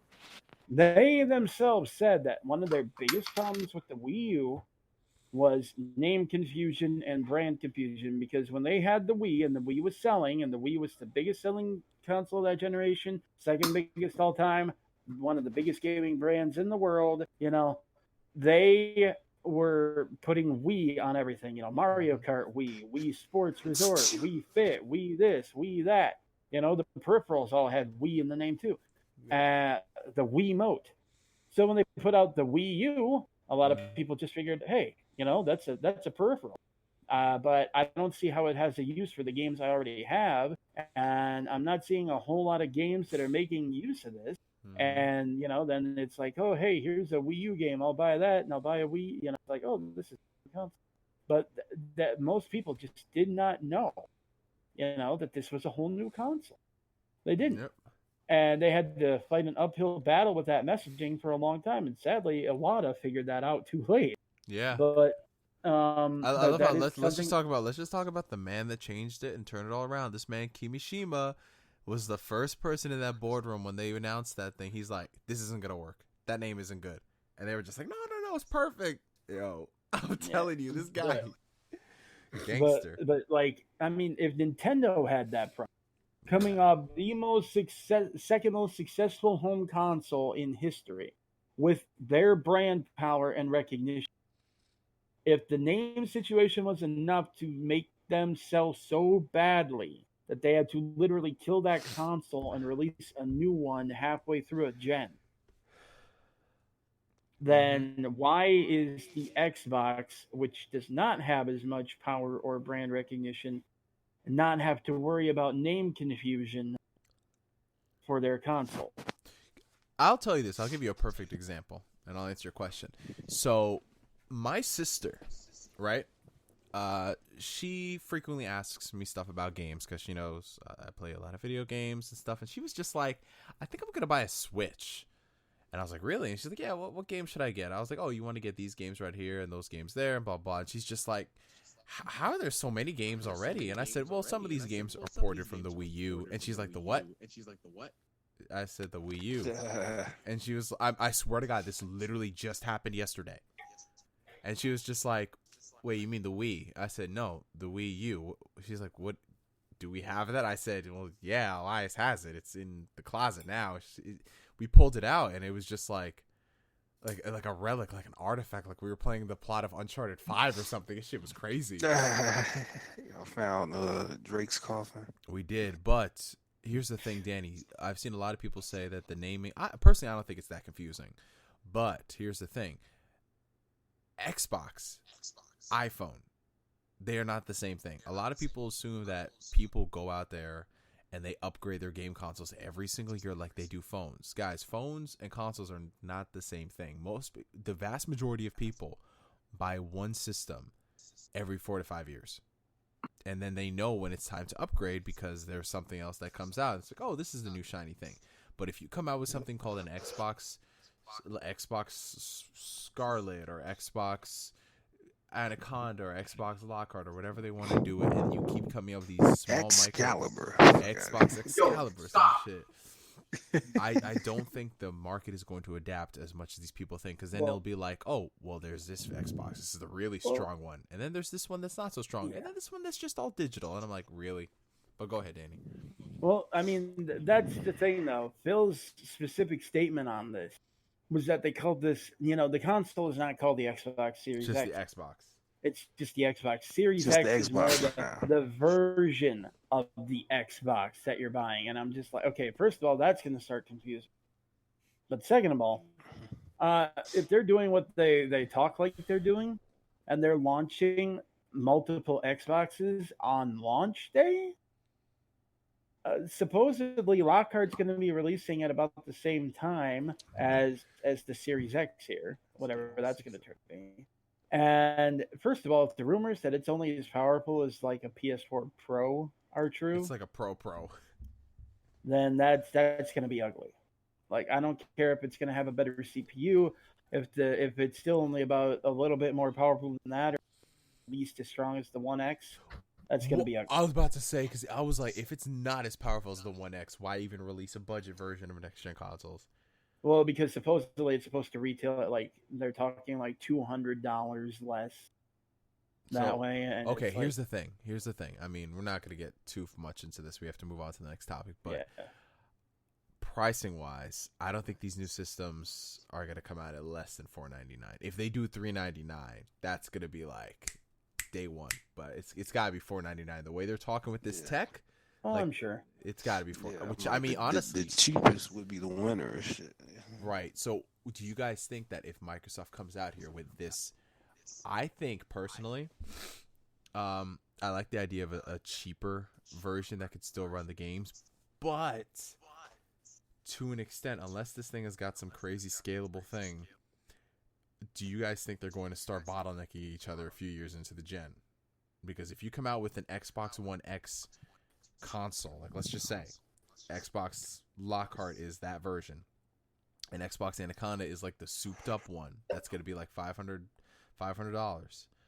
Do you think that like 3 years down the road, the Anaconda is going to start getting bottlenecked because of these versions, the smaller versions? I'm sure it will, but I mean, they're talking like scalability, like Yeah. PC software, but Yeah, it's I like guess. even then you kind of have to target, the like you have to target the smallest one and the biggest one, and because of that, it can impact your game. Like the whole reason that Doom is able to do it as well as it does is because it's actually not that intensive. A lot of what it has visually is like textures and background renders and everything. Like in terms of actual interactable objects on the screen and everything, it's only a set few. Well, you said Doom. Yeah. Yeah. Doom. Oh yeah. I mean, But, well, it's that makes it very scalable, and it I mean, manages to look great that as a result. But like if some of the more intensive and bigger, yeah, they're going to be bottlenecking that. In fact, that's what Tech 6 did.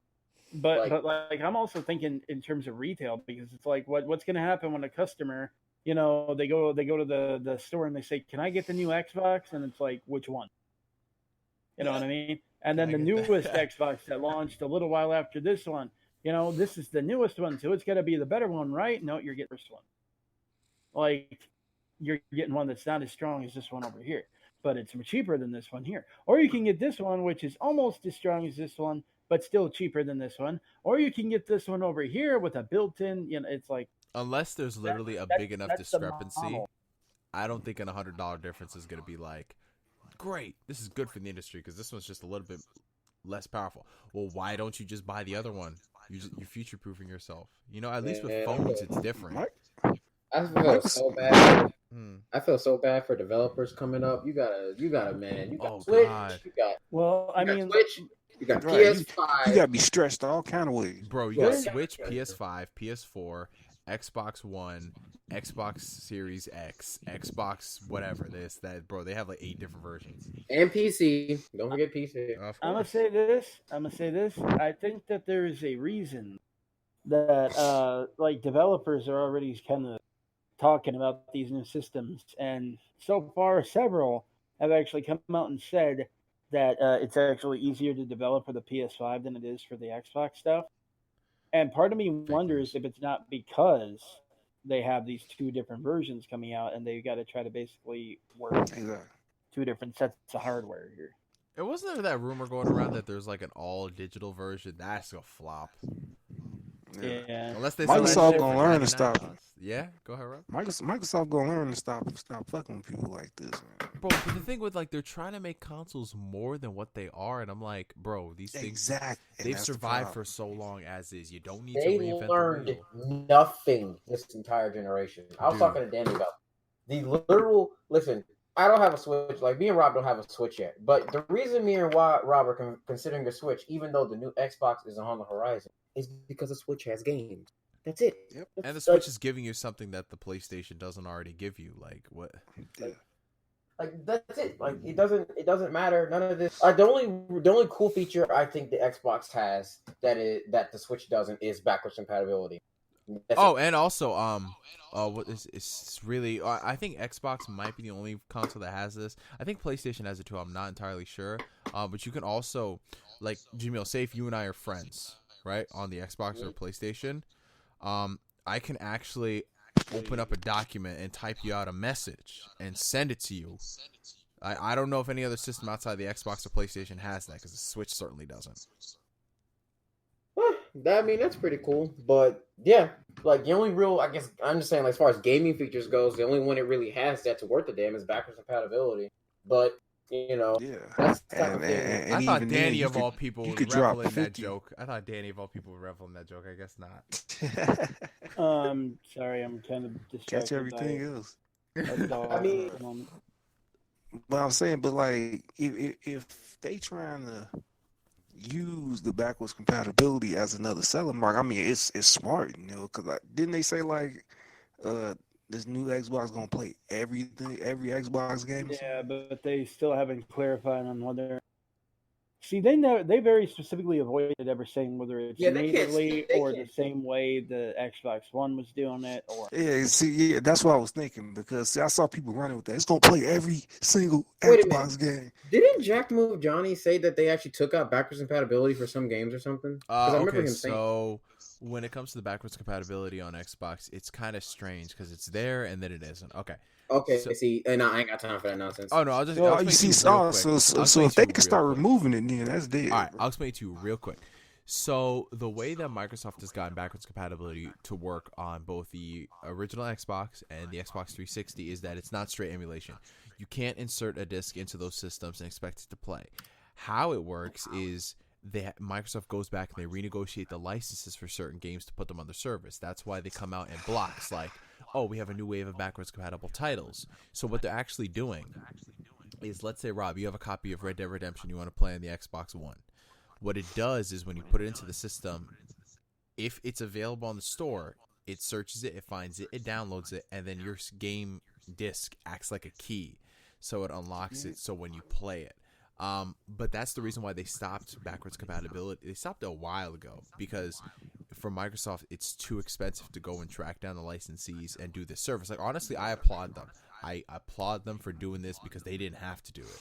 They really didn't. And they went the extra mile to work this stuff out. Granted, it kind of, when you look back on it, it feels kind of half-assed because there's only like a percentage of games you can play.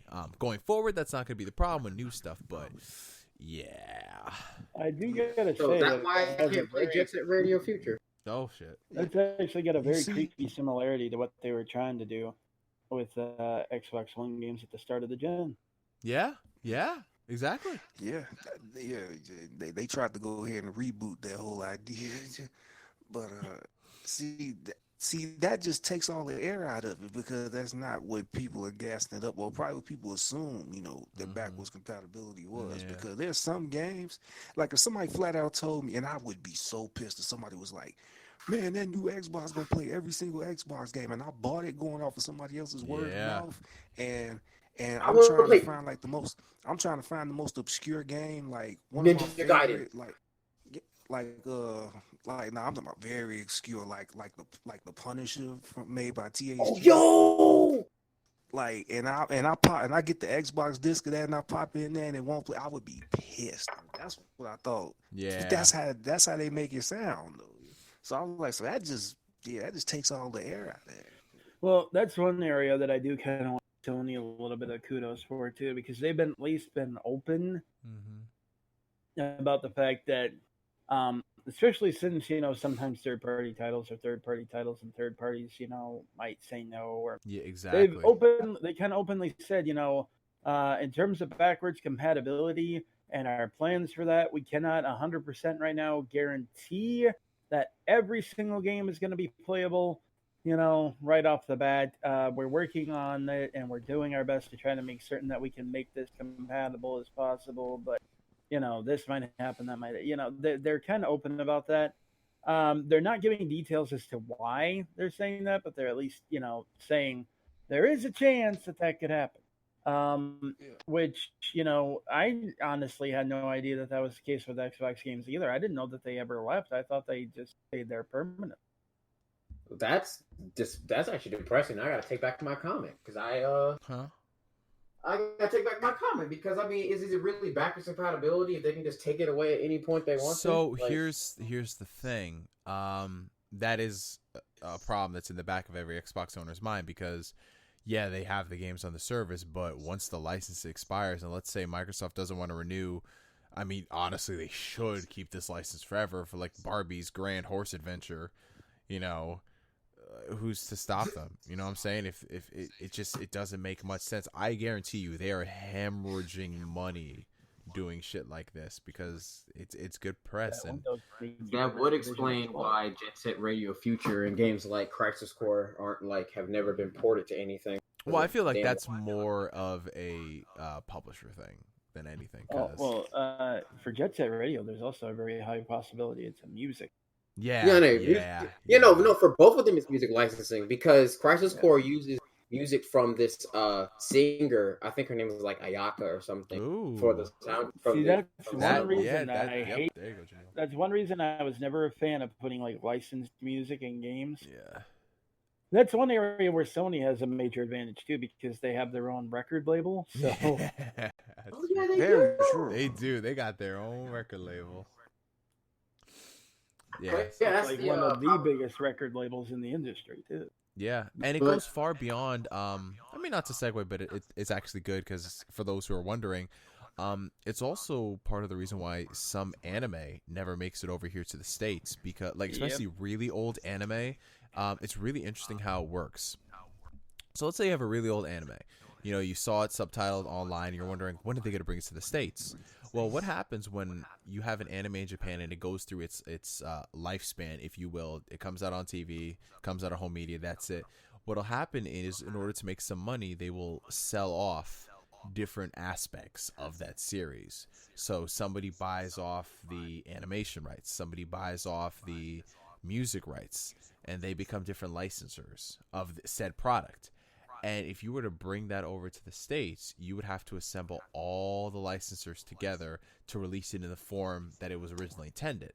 Now, what happens if somebody thinks that one piece of the pie is a lot more money than the rest? Like, in some cases, it wouldn't be, but they just feel it. If they don't have it, they can either release it incomplete, which is going to piss off fans, or they could spend so much money, throw good money after bad, and then release it and maybe it won't make money. So that's why a lot stay in Japan. That's why. That's also why sometimes you'll actually get re-releases of like older series with new music inserted. Yep. Damn. Mm-hmm. I guarantee you there's so many reasons why a lot of the classic like giant robot shows from like the 70s and 80s in Japan have not been released here, because in some cases they can't even find out who owns this. 'Cause guys, the thing is, it's like over here in the States we do a lot better job of archiving certain things, which is why we can see a lot more classic series come back. Whereas in Japan, it's just kind of like, yeah, it's it. It's had its time. That's it. So there's no real crazy preservation going on for those series. That's actually what happened with a lot of game development. Like Mhm, with mhm. a lot of studios in the 90s, when they finished stuff, they just threw it out. I was like, Oh my god, What? Kingdom Hearts. They freaking That's lost the also source why you're code for never Sora, gonna isn't that see right? And they had to yes, redo they it? had to reverse engineer a copy of Kingdom Hearts 1, like a game copy that was just on the shelves. They had to reverse engineer. That's how we got 1.5. That's insane. That's also why with the Final Fantasy IX remaster, the backgrounds all still look kind of blurred because they lost the original assets for the game. So while they could upres the models and some of the textures and everything, the backgrounds they couldn't. So, but also that's also why licensing issues is part of why you're never going to see another Funimation Dragon Ball Z release Bruce Faulkner's music. Yeah.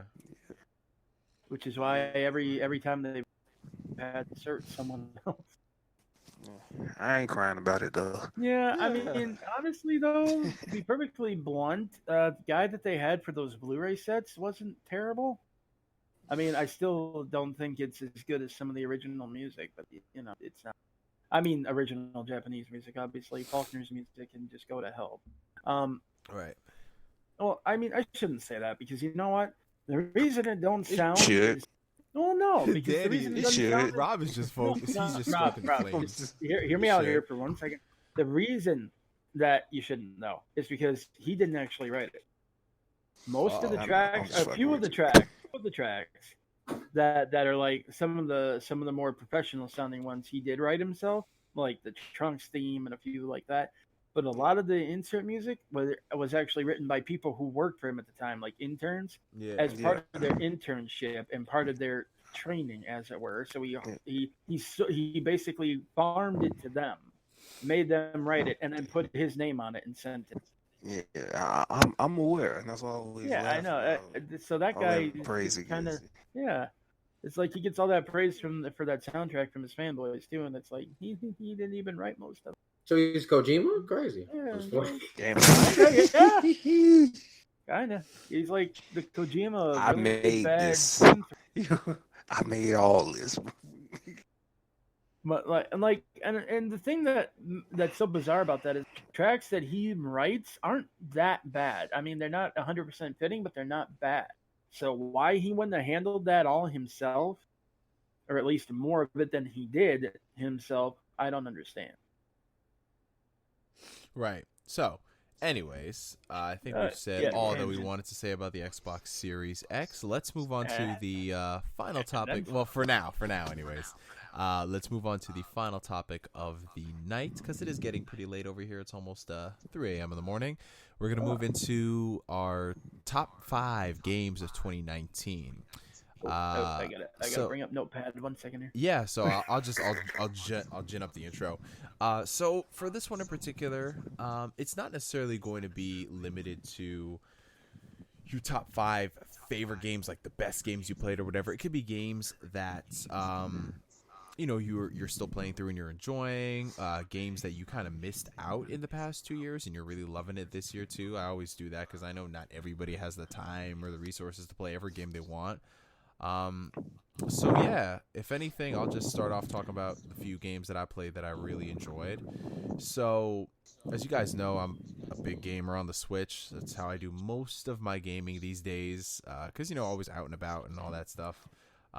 So most of the games that are my favorite this year were from the Switch, and there's still a lot of stuff I need to get through. Like, I'm just telling you straight off the bat. Excuse you. Excuse you. I said, man, you gonna stop hating on this Switch greatness. A few games I haven't played off the bat.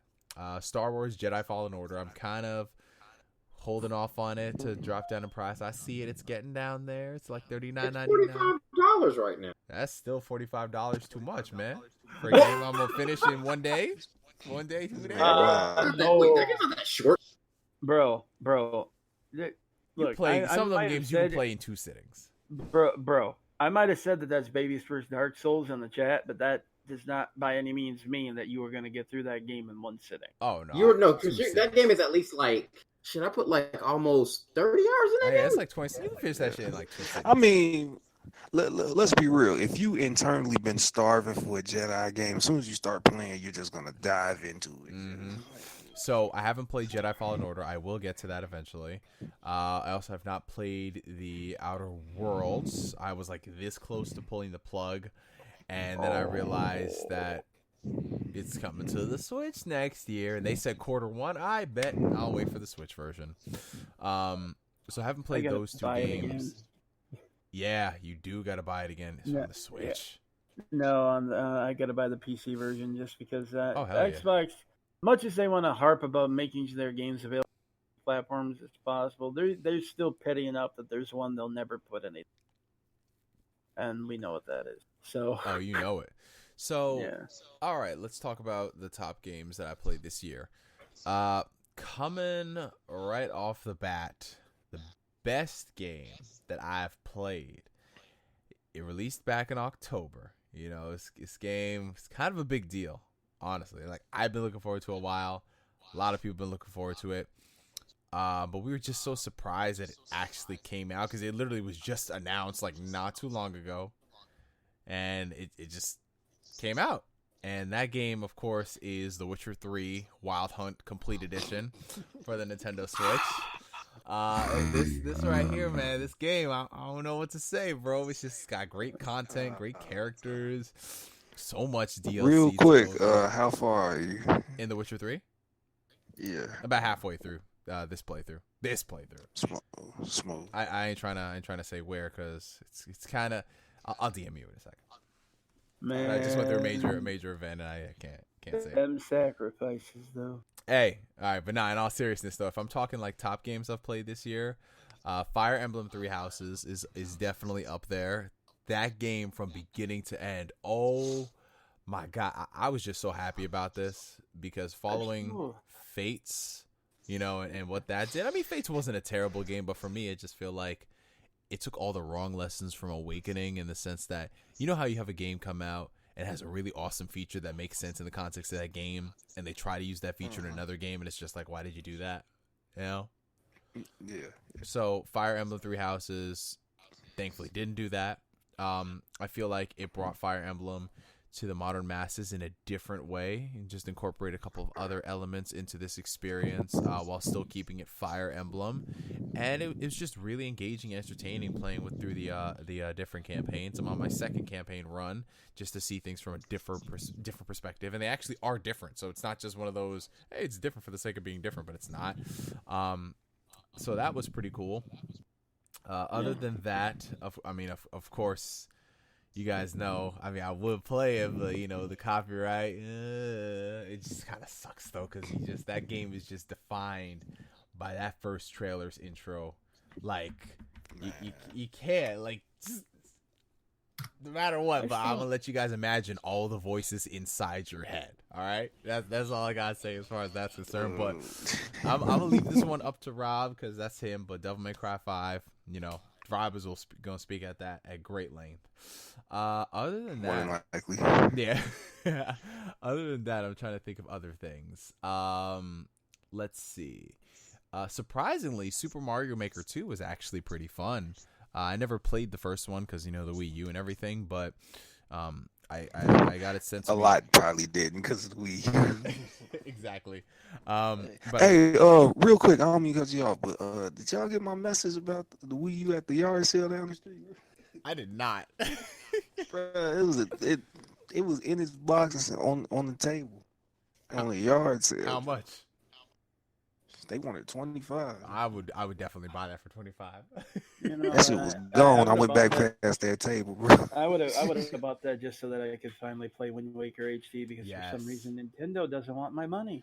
They definitely don't. They definitely don't. So Yeah, I rolled past that table after seeing all that message. That shit was gone. But yeah, as for Fire Emblem, I've actually still got that in my Switch case, but I haven't played it yet. you got to. That game is great. Okay. I've been leery to touch it though, since I was not down with a lot of the localization changes in Fate. Yo, nah, it's not like that in this one. This one's, yo, they, like I said, they did it good, and I wouldn't be saying that like, nah. Okay, so other than that, let me finish up. So yeah, Super Mario Maker 2 is actually really fun. I'm not really a creative type. I don't really like making things like that, but I loved playing all the custom levels from people, and that is just, it's a lot of fun. Let's see, and then there's just a buttload of other Switch games that I haven't even touched yet, like Astral Chain, Link's Awakening, freaking Luigi's Mansion. What happened? Oh, nothing. What, buttload? No, just well, kind of. I haven't heard anyone use that outside of me for a long time. But no, I just find it funny that you're like other Switch games I haven't touched, like Astral Chain, and it's like neither of most Switch owners. Hey. No, Chris. Chris. Nintendo revealed a list of the most downloaded 25 downloaded games of 2019. Astral Chain didn't even make it. Of course, because everybody bought it digital. I mean, they bought it physical. No. Yeah, it is. We don't buy digital. Let's just finish. Okay, let me finish Let him this. get Let through me his finish list this. before we razz him. That's what they did. That's exactly. Because isn't that the old Xbox excuse when any of the games didn't chart? They're like, oh, because everyone bought it digital. Uh-huh. Yeah, but the downloads, you know they bought it physical. Everybody bought it physical. They choked it by it. Bro, Microsoft used to do that They used to equivalent do of, that. you see when a kid gets chased Yeah. and they go to the other side of the table and they try to come around on him and shit like that. Oh my god. Like you try to run to the right, they go to the left side of the table. Yep. That's how it is. That's actually hilarious. Holy shit. All right. Other than that, a game that just surprisingly came. I mean, it didn't come out of nowhere, but it's rare that we actually get a good game in the summer from Ryuga Gotoku Studios. Judgment. I'm about halfway through this one. Very, very fun game. Great game. Yeah, if you play Yakuza, you know what you're getting into, but it's just so different in the sense that like they people said it's like Ace Attorney mixed with Yakuza, they meant it. I love that game because it's so accessible because it's so much like Yakuza, but like it's so different at the same time that it really feels like a different game and not just some kind of asset flip. Yeah, exactly. Yeah. It's a great jumping on point. I like that they can do that though because they did that Fist of the North Star also, right? Yeah, they did that That's one. somebody else. in the same. So it's engine. like I like that there's the similarity, but like it's flexible enough that they can flip it into different stuff. All right. So yeah, Judgment. That's another one. And then I'm just trying to think of anything else that came out. I mean, the big one obviously came from Capcom. I don't know why I haven't touched it. I've seen it on sale for $15. I will eventually. Don't crucify me. I think I'm gonna get crucified for this more than any other game that I didn't play this year. But I have not played the Resident Evil 2 remake. Okay, you need to fix that now. I could have said No, any no, other no. game. That and is how people that just is how like- you were that is how you were spending Christmas. You are getting that game, and you. Chris, you can beat the game in literally 4 hours, bro. I One know. sitting. Oh, it's Resident Evil 2. Yeah, of course. But so yeah, there's that. But yeah, I haven't and I should. But yeah, that's the gist of the games that I played this year. There are a couple games here and there sprinkled in that I have played, but you know, I don't really want to speak on them too much.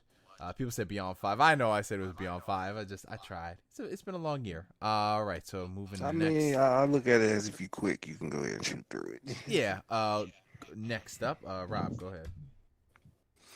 All right. I'm gonna start off the gate with a game I've been consistently playing throughout the year, mainly when new content drops. Surprisingly, Power Rangers: The Battle for the Grid. It's a very fun fighting game, man. Like if you want Marvel versus Capcom with the Power Rangers, this is the game. Or you want fighters with the Power Rangers, this is the game. It's actually pretty addictive. And it kind of hits all the nostalgia buttons in your brain. And just recently, they had released the Quantum Ranger, who, if most of you follow video games, know that as Dan Southworth, aka Virgil. And That's did he actually actually pretty do that? ballsy. Did he actually do the voice? yeah, he actually did the voice in the game. Oh, that is sweet. That's awesome. And it's funny because when they did the trailer for the Quantum Ranger, he busted out the Virgil line, like the screen went black. He just goes, "Foolishness, Lord Zed, What? foolishness." You know, I was like, Whoa. stupid, bro. They have But, too much fun with that. Oh yeah, it's so self-aware. It's crazy, but yo, he is sick though. He has his saber, so he kind of fights like Virgil, but with a gun. So it's like he fights like Virgil, but he looks like a Red Ranger. He's got this crazy hybrid of Virgil and Dante in a way. Yeah. But yeah, the game's crazy fun. The roster's pretty diverse, Rangers across the different all the different series and stuff, and they just keep adding people. I can guarantee you, probably by this time next year, it's probably gonna be a completely different game because they already added so many people from how many was on when it first came out. So yeah, it's solid because when I bought, I think I bought it just vanilla, and that was like $20, and I just been buying the little pieces now, and it's like it keeps getting bigger, and they keep adding features, and it's a growing game, but it's probably gonna be crazy by this time next year. That's actually really good to know, man, because I've been seeing it. I've been seeing it on sale, and I was kind of worried because since I saw it on sale so much, I felt like this game is dead. But if you say they stay dropping new content, Yeah, it's like sometimes I be forgetting about like, oh right, there's supposed to be a new character coming soon and stuff like that. And then like they be like patching in a whole new feature. Like it didn't have voice acting when it first came out, but now like oh wow, most of the Rangers got voice actors. Some of them are the actual people, and some just aren't. So I guess they could just get who they can. got you. Nice. But it literally feels like the game is growing, like you're watching the game grow and stuff. So Is there any game you could say it's somewhat comparable to in terms of fight style?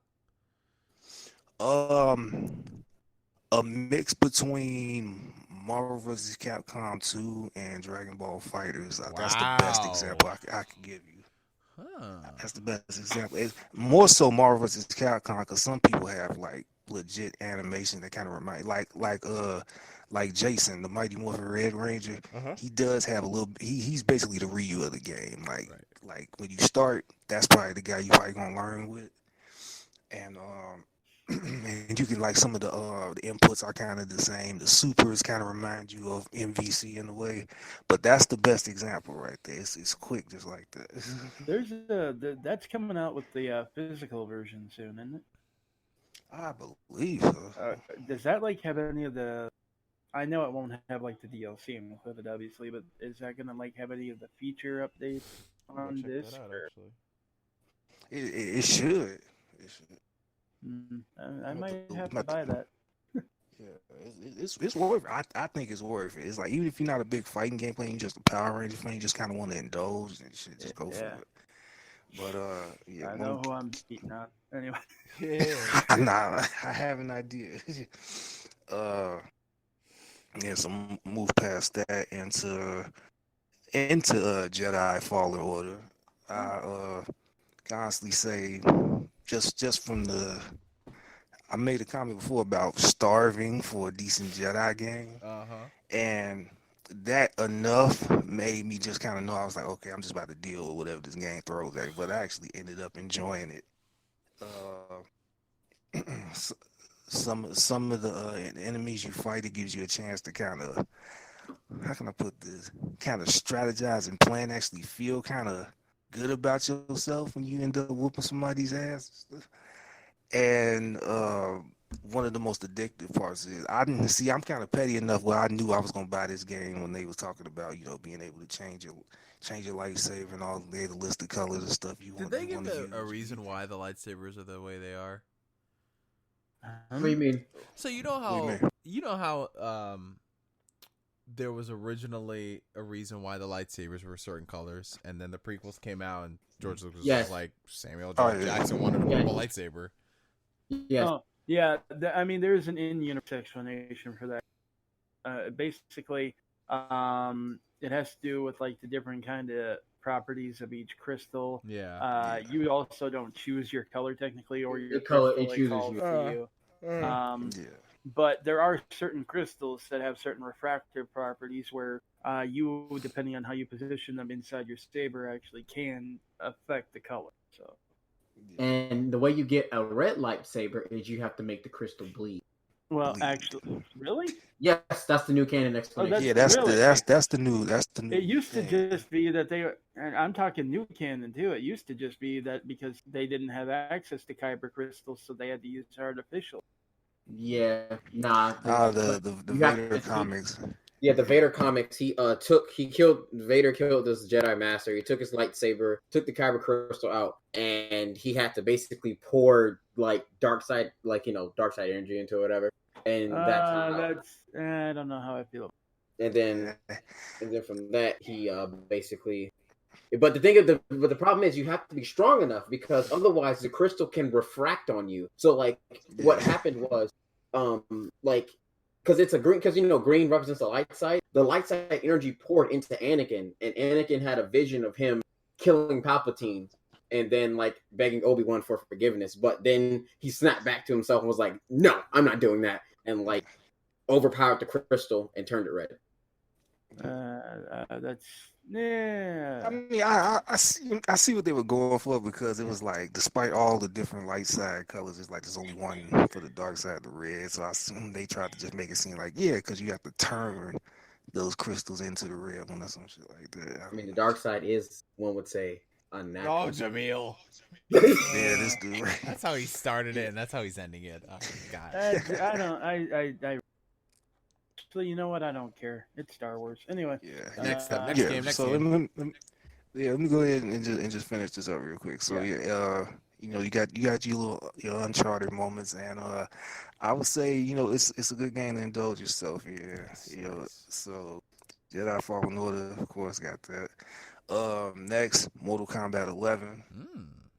I played the hell out of this game, and it's like, one of the things that it does is it kind of allows you to build a connection with your main, like whoever your main character is. You can like hunt for like new stuff for them, because it's like it tried to incorporate a bit of an RPG element into it, and it's like specifically for who you use. You can hunt like for new outfits or anything like that. So you can kind of tell like, okay, whoever the most decked out character is probably their main, because they're gonna hook them up the most and stuff. Right. And it's actually pretty fun when you start seeing the gauge of not just outfits, but like intro animations, winning animations, and then whole moves and stuff. You like so like Chris, me and you were playing like, and we both playing the Scorpion. Your Scorpion might be different from mine, like completely.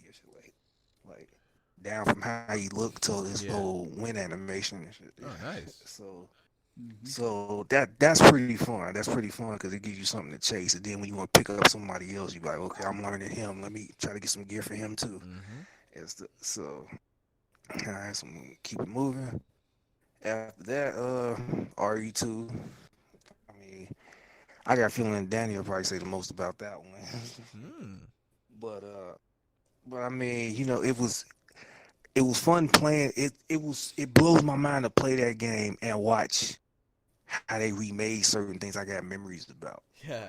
Locations, exact moments. It just kind of blows my mind because I remember when I first got Resident Evil 2, and I remember, you know, it's starting out, everything was on fire, the zombies around you, and because it was a PS1, the streets was so narrow, it was like the streets were never big enough to hold 2 cars on it, but you didn't pay attention on it back then because it was a PS1. It's so trippy to get into a point where playing a remake of a game you actually remember playing when it first came out. That's it's trippy and it's fun because you want to see how they kind of come back and remake certain aspects. And it injected the survival horror back into Resident Evil, and it didn't need to be first person. A lot of people thought Resident Evil needed to be first person now to be scary again, and it showed that you didn't need to do that. And then, of course, the star of that whole show, Mr. X terrorizing you. Man, God. Literally had me strategizing. There was moments where I was legit. I would save and I'd be looking at the map like, all right, this motherfucker right here. I need to get right here. But damn, all this shit is in the hallway right here. And it's like, that was fun. That was fun having to plan out all that. So RE2 was a hell of a game. And of course, I'm gonna end it with this. I'm gonna end it with this. Devil May Cry 5. Man, oh man, oh man. I mean, this game was the combination of, 10 years of waiting, of course. Literally. Thinking Devil May Cry was not gonna come back at all. So it was the surprise element that aided in that. But then also just how they took the series, to watch the series deviate from itself, but then to be able to come back, but it had a new look to it. It had the new kind of more realistic look. The graphics were crazy. I dare say the graphics were actually better than RE2, and it was the Resident Evil engine that built all it. Engine is on point. Crazy. Especially like there's moments with Dante, for example, because Dante is the only one of the 3 that has like facial hair, and that's like the selling point. Oh man. And it's like when I look at him specifically, I'm like, I would forget. I be thinking it's like live action and shit. Oh my god. I couldn't tell what was freaking in-game model cutscenes. Cutscenes. Bless you. Bless you. Apologies. Yep. So yeah, man. Go ahead, finish. Yeah. No, I was just saying, so between the visuals being crazy and also something me and Jamil talked about a bunch of times was that, because people created these like myths about gaming, and so like a lot of people assuming that because it looked so real, it was gonna take away from the gameplay and stuff. Oh yeah. And I was like, not only was it just I think it was more crazy. The Cavalier itself dictated how crazy that game is and stuff. And you had your 3 playable characters. I kind of think Devil May Cry has to be a multiple protagonist game now. I don't think they can make a game with just one protagonist now. I think we're kind of spoiled today. Yeah. I think that's just kind of how it has to be because one of the thrills is trying to learn each character. That's like that's like the game within the game of beating it. But then it's also like, man, I want to see, what kind of crazy stuff could I do with Nero or Dante or with V. And man, V's gameplay was such a nice change of pace every once in a while. It was extremely different. I remember when I first started playing, I was like, this doesn't feel right. And then I played, and I'm like, oh, okay. Yeah, it's like it's weird until you start trying to fit into the wave and you start taking it as a challenge, and then next thing you know, you up here reading the scripture while you got creatures up there. God. Bro, do you know how long it took me to like actually get a grasp of the gameplay? I'm like, so what is he doing when he's doing? Oh, okay. Yeah, exactly. So I started getting smooth, baby. So there were definitely moments when you end up getting the theme kicking in, especially when you hit the double S. It's always the double S when you get the chorus and stuff. That's when they give you the hook, bro. Like, game journalists ain't know nothing about that though. Yeah, they ain't gonna know nothing. They just get the instrumentals. But so yeah, that and then Nero in his arms is just completely insane. Oh my god, the Mega Man Buster has me crying.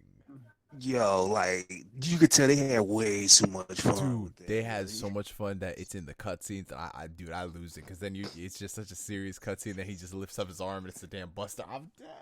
Yeah, hell yeah, man. Between that one and then like the game has so much personality, yo, and it has so much personality, and each character feels so different. And it's like, and then I love that, like Nero has all the little nuances, man. Like you got one where I think when you get up to A rank or single S rank, you have a taunt where he just puts his hood up. And like now you got your hood up and it stays on till you get hit and shit. It has so much personality to it. And then like the one move where he shoots this big ass beam, he's like, how about a taste of the good shit? Blow off, bro. I love it, bro. And so it's like, I could just keep just cycling between those three and just play nonsense, man. It's just terribly fun. So Devil May Cry was back. The story got deeper. They ended up trying to do something fans kind of wanted them to do for a while. We need some more post-launch content. Like they can't just put that shit on the shelf.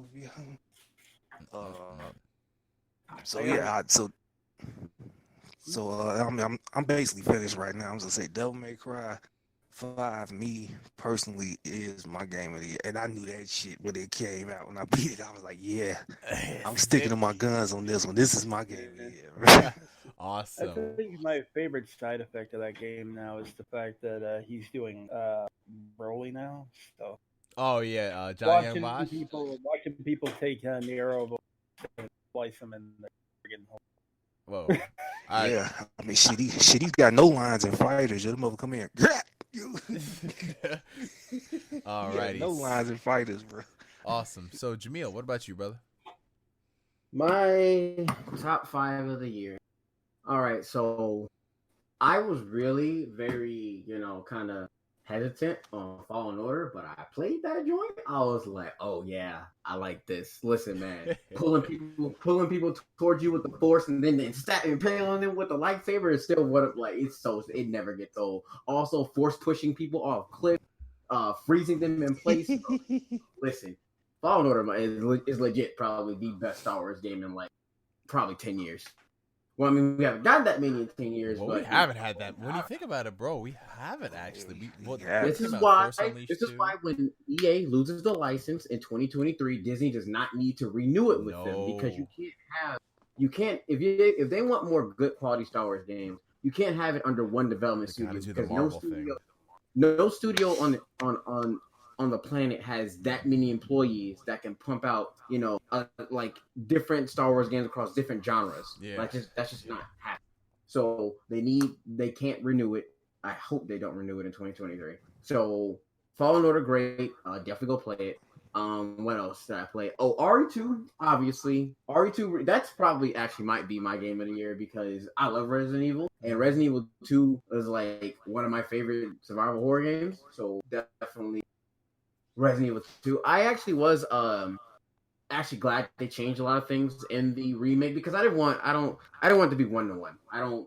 I don't typically go to remakes for that. Yeah. Like I did like they expanded the sewers a little bit. I did like that they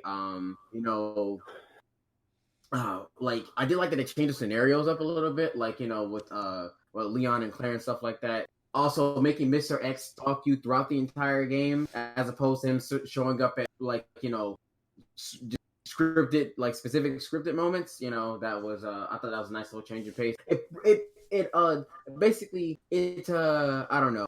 It prepares you for Nemesis. What's coming next? That's all I got. Oh, if people thought Mr. X was hard, they just wait until Nemesis. Also, okay, so Resident Evil 2, obviously, Devil May Cry 5, because, like, it's the GOAT. It's the king has returned, as you know, like in Lion King, like, all other action games could just go sit on the bench until y'all get y'all little competition going or whatever. It's okay. It's okay. You'll be okay. I remember everyone telling me Astral Chain was gonna be better, and I laughed at them. Who said this? Everyone. Cats on Twitter, No, man. they They told both of us that shit. Rob was there. They were like, does Devil May Cry have as much like combo variety as Astral Chain? We were like, God, yes. Weirdo. Yes, it does. It has more actually. So Devil May Cry 5. I would like some Virgil DLC. Ain't gonna hold you. Or like, just something. Also, I did want to play as like Lady and Trish because I did like playing in DMC 4 Special Edition. That 4 Special Edition was a damn godsend, bro. Really, really, really quick, I want to say, I was like, that's the only thing that kind of has me conflicted, because it's like, 4 Special Edition has 5 whole ass characters, and 5 only has 3, but they're 3 epic ass characters. So I was like, if they could fill that gap and give them last 2-3 characters, man, it'd be no reason to play any other Devil May Cry game except if you want to do like a story playthrough. Like, yeah. So next top 5 game for me was, this game's controversial, but Kingdom Hearts 3.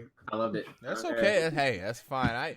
People always acting like if someone says Kingdom Hearts around me, I'm like, well, fuck you. I'm like, not you. Understand? Like, people just like think that. Listen, I liked it, but that's also because like fucking off of. I actually was really disappointed with Dream Drop Distance. So I guess like to me, that's one thing I liked about it. It was like, okay, yeah. I also like what was it? That some of the Disney elements were like kind of prominent again, like Maleficent and like how is she prominent, bro? She was barely in the game. Because she's finding the box. What's in the box, Chris? Oh God! I need the box. Oh, the box that you totally have to like read all the supplemental material to get an understanding of. Yes. Welcome to Kingdom Hearts, baby. Oh, God, great. The box. I need to know what's in the box. All right, Brad Pitt. Oh, you got the reference. Thank God. Yeah. If anyone didn't get the reference, I'd actually be kind of scared. Hey, whoever don't understand what's in the box need to get in the box. I know people who haven't even seen that movie get that reference. Thank God. Hey, what's in the box? box? I said that before. Don't want to get. I was like, are you dead ass? That's some weird. Am I old? Okay, so Kingdom Hearts 3. And my last game for Game of the Year. I mean, Game of the Year, but top 5 game. Probably. Like, it's kind of like a toss-up for me because I really, I didn't finish it yet, but I really did like so far of what I played of Bloodstained. Bloodstained is, like, really fucking fun. Like, it's, like, a really nice return to Castlevania and, like, like Igavania type games and stuff like that. And I think that's really good because, you guys know I love Metroid. So I'm hoping that whenever we get a new Metroid game, Christ, it kind of lives up to the expectations for what people have for the Metroidvania game. So wait, are you saying it challenges what it means to be a Metroidvania game? I swear to fuck. Oh my God, no! It's just a good little. It's just a good little fun little, I hated that because I actually threw that term around before it was cool, and now I feel dirty. This is your fault. You I brought feel this dirty because I can't. I look back at the times I said this, and I'm like, great. Now I look. I can't even say it. Also, Captain Full Body. Oh, nice. I love me some Catherine. So, you mean Catherine's censored edition? You mean how it wasn't censored? No matter how much I told people, and they just look like people idiots. told me Atlas is transphobic, bro. They told me Atlas is transphobic. Dude, sir, excuse me. It's on PlayStation, so it's censored. Thank you. PlayStation. I was like, I want to punch somebody. But anyway, that's probably it. But two things this really isn't related to my top 5 games. Atlas just released a press statement talking about how both, what was it? It says SMT5 and Project Fantasy are under active development, and I'm like, are you serious? Like, we ain't getting those games. Listen, SMT5 is gonna be on the Switch too. It is. I've already said that. I mean, okay, so for people that don't know, SMT games follow the rule of 9, meaning that the gap between every mainline SMT game is just about 9 years. So like the gap between SMT2 and SMT3 was 9 years. The gap between SMT 9 years. My God. The gap between SMT3 and SMT4 was 9 years, and the gap between SMT4 and 5 is probably gonna be 9 years. So that's why I'm not. That's why I'm not tripping about. Oh wait, so 9 years? That game came out in 2013. Oh, it's about time. Wait, yeah, actually, 2022. Oh, 2 more years. Probably 2022. But they're not working on it all those 9 years, though. That's what kills me. No, they didn't even. It says active development. So I'm like, so that means that the last 2 years have been preparatory development. So active development. What's the difference between preparatory development and active development? Preparatory development is like you're still getting a team together. Like that's the thing. But like, 2 years? When the game was announced, they didn't have a team. Maybe they were just very thoroughly vetting. So it's like a Nintendo. What is it with Nintendo and? So it's like when they announced the JPEG of Metroid. Yes. That. If Metroid Prime. Oh no! If Metroid Prime 4 comes out before Shin Megami Tensei 5, y'all want to make a bet which one comes out first? Honestly, I mean, Metroid went back into development earlier. At the end, it's been a year. So, 2020. 2021. I think this will be a Switch 2 launch title. I think or at least 2021. Yeah, I think 2021. I bet I can tell you when the next F-Zero game is going to come out. Hey, shut up. That game is coming out when we get another good Star Wars movie. And one last game is coming out when somebody makes it on Dreams. Exactly. Also, one last thing. This is the second one. For anyone that wants to try it out, apparently the 7 Remake's getting a demo on PSN. Oh, cool. I was surprised they didn't announce that at the Game Awards. So that would have been dope. It'll probably be, if anything, it might probably hit the 31st, which is I think the anniversary. So 31st. What if it ends up being the exact demo from the PS1? They cool. recreate the whole demo. That'd be hilarious. I'm still... All right. Now on to Danny. Top 5, brother. Oh, top 5. Well, see, here's my problem. I have a top 10. Oh, we got narrative. But you got to do 5 tonight, though. I tell you what. I will be through. brief with the first 5, and then the top 5. Danny, we have 6 minutes. If you can breeze through all 10 in 6 minutes, it's all you. Well, actually, not 6 minutes. 4 minutes. Well, actually, no, 5 minutes because I have to do the outros. You're taking up my minutes. Go. Okay, number 10, Concrete Genie. Love that game. Beautiful. Very short, but budget title, so it's priced accordingly. $30. But it's just, I think so. Yeah. But now it's down to 20 already. But it was just a plain, beautiful game. It gave you a lot of freedom to design your own little creatures and everything. And literally every little flourish you put on there stayed on them through the whole game. So that was number 9, Link's Awakening, just because it's Link's Awakening and it's Link's Awakening. Nice. So, that was the game that got me into Zelda, and seeing it recreated as well as it was. I still wish they would have put more effort into the visual, but it's still a great game. Number 8, Jedi Fallen Order, really fun. Force powers, especially once you learn how to use them properly, you can be a beast in the game, man. And as you unlock certain things, I can't say because spoilers, you feel like a real badass. But I'll say this: the ending is definitely the anti-Force. Hell yeah. Number 7, Control. Just a plain great game, kind of trippy, very David Lynchian, but good way, and also understandable, unlike a lot of dangerous stuff. And the visual style is just really. And the ashtray maze is like the best sequence I've ever seen in a game this year. Period. So, just blew me away. Number Which 6, sequence? Mortal. It's the ashtray maze they call it. Oh, okay. Yeah. Number 6, Mortal Kombat 11. That's just a good fighting game. I don't really have anything to expand. Okay, So number true. 5. Number 5 for me was Devil May Cry 5. Oh. That game Fun. was just all kinds of fun. Going back to the story and everything, there was some surprisingly emotional moments. It's interesting too to see how much I remembered from playing the past games, because I only played them like briefly way in the past. I remembered it better than I thought I would, Nice. which is kind of cool and just crazy fun. I also never want to hear be or lame ever. You kind of cut out, bro. You kind of cut out.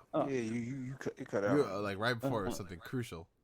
I said, and I also never want to hear anything.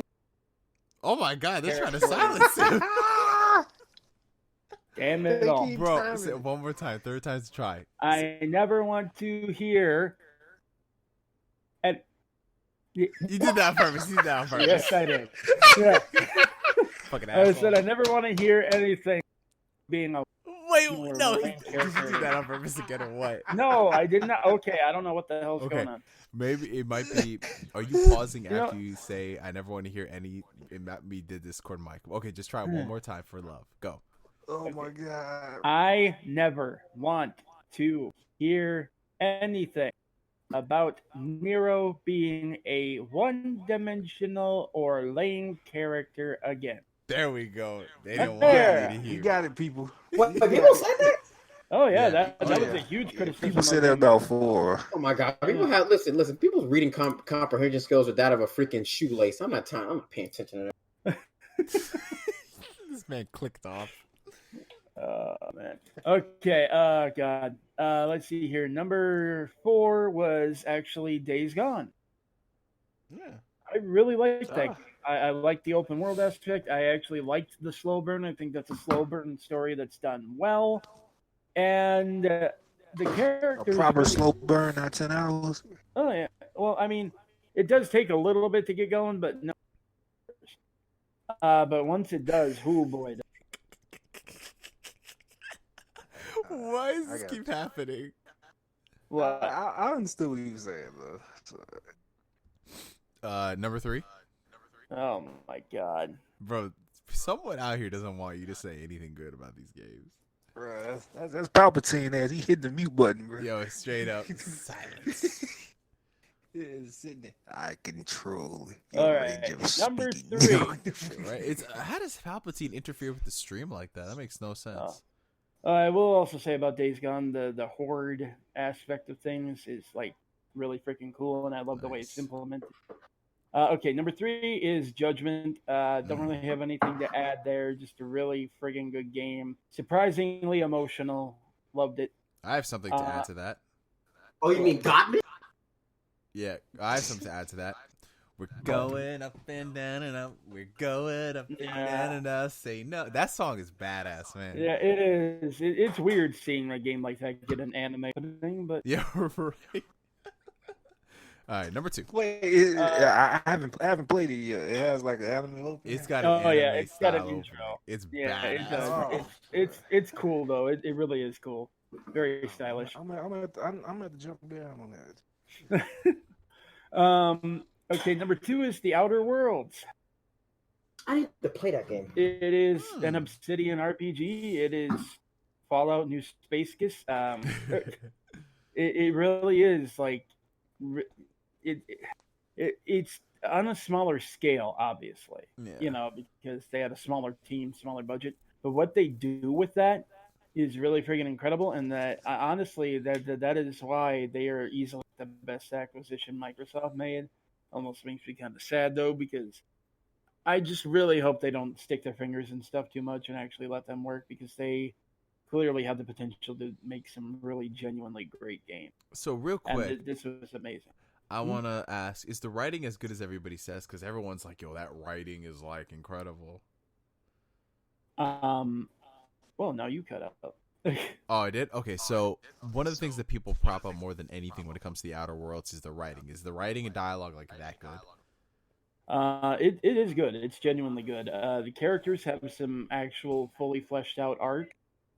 I will say that one of the crew, like they all have their own like crew stories. One of them, interestingly enough, is the kind of character I haven't really, or character arc rather, I haven't really seen done before. Have you ever met someone who turns out to be a romantically like lesbian but completely asexual at the same time and adverse to being touched? I can't say that I have. Yeah, I'd never seen that before in a game, but it was actually done, and it was done in a way that ham-fisted or forced or contrived, and the way that you learn about this, you're getting to know the character, was actually interesting. It was really well done, and I was surprised to see that wasn't being like that is how you handle that, and actually make like do something with that with a character. And the fact that they didn't sit there patting themselves on the back for it and trot it around, I didn't even know about that till it happened in the game. So that it's like they weren't virtue signaling with it, which was cool. But I'd have to say number one. Ooh, I honestly I have me. no idea what he's gonna list for number one. I have no idea. Game of the year for me, honestly. Hype it up before you say it. I already know. I don't have time. So Damn, no, because I'm Bro, I got it for you, Danny. Oh This wait, is- I already know what it is. Oh dang, because I saw Game? back on his list. I know what it is. Never mind. I know what it is. what? You know what it is, because I remember they brought it up because they said Danny was gonna speak on it more, and I was like, oh, that's what it was, and then I realized he hadn't said it yet. You don't know that means it's number one on my list. Okay, so if that game What is is number it? one on your list, starts with an R and ends with a O, technically, What? what is it? Digimon story complete. Anyway. Get the no. fuck out of here! Wait for the Switch. For the Switch. Yeah. Oh, okay, it's number one. All right, there we go. no, So tell us, no, what no. did you love about the No. Switch version? No, yeah. No, number this one. is serious. My game of the year, honestly, is easily Resident Evil 2. Yeah, there we go. CRO. Yeah. How did that? Oh, you're doing that thing. I'm Anyway, doing that thing. That's why I said technically. but yeah, I just really blew me away with the way they improved everything and like subtle changes, like just some of the smallest changes that actually managed to make it so different, like such a new experience, but still the same thing, still the same game. And the way they fleshed out the characters, the dialogue was improved so much. Felt a lot more natural. It was freaking amazing, and that's why, like, the second I was done with that too, especially with what they did with Mr. X, I needed Resident Evil 3. I needed Resident Evil 3, and I needed Nemesis, and that's why I freaked out when they finally announced. But yeah, this was easily my game of the year, and I'm really excited for Resident Evil 3 because Resident Evil 3 was actually my favorite one in the series. So Awesome. Well, good diverse list from everybody, and I love how we all had like legit crossovers. Friggin' Devil May Cry 5 made the list for everybody. That's insane. That's insane because literally this time last year we were just geeking out like, yo, Devil May Cry 5 is a thing, and then the year before that we were like, wish we lived in a world where Devil May Cry existed. Serious. Yep. But, ladies and gentlemen, I think a year ago I said, I was like, somebody put a defibrillator on Capcom and they reincarnated temporarily. dude, it's every division but that fighting game division. It seems to be. Yeah. Who knows? They got to address that. Yeah, who knows? Well, ladies and gentlemen, so comes the end of another podcast running on 3 hours now. And of course, we could stay here for hours upon hours because I could still go, but it's about to be 4 a.m. We haven't had one of these late sessions in a while.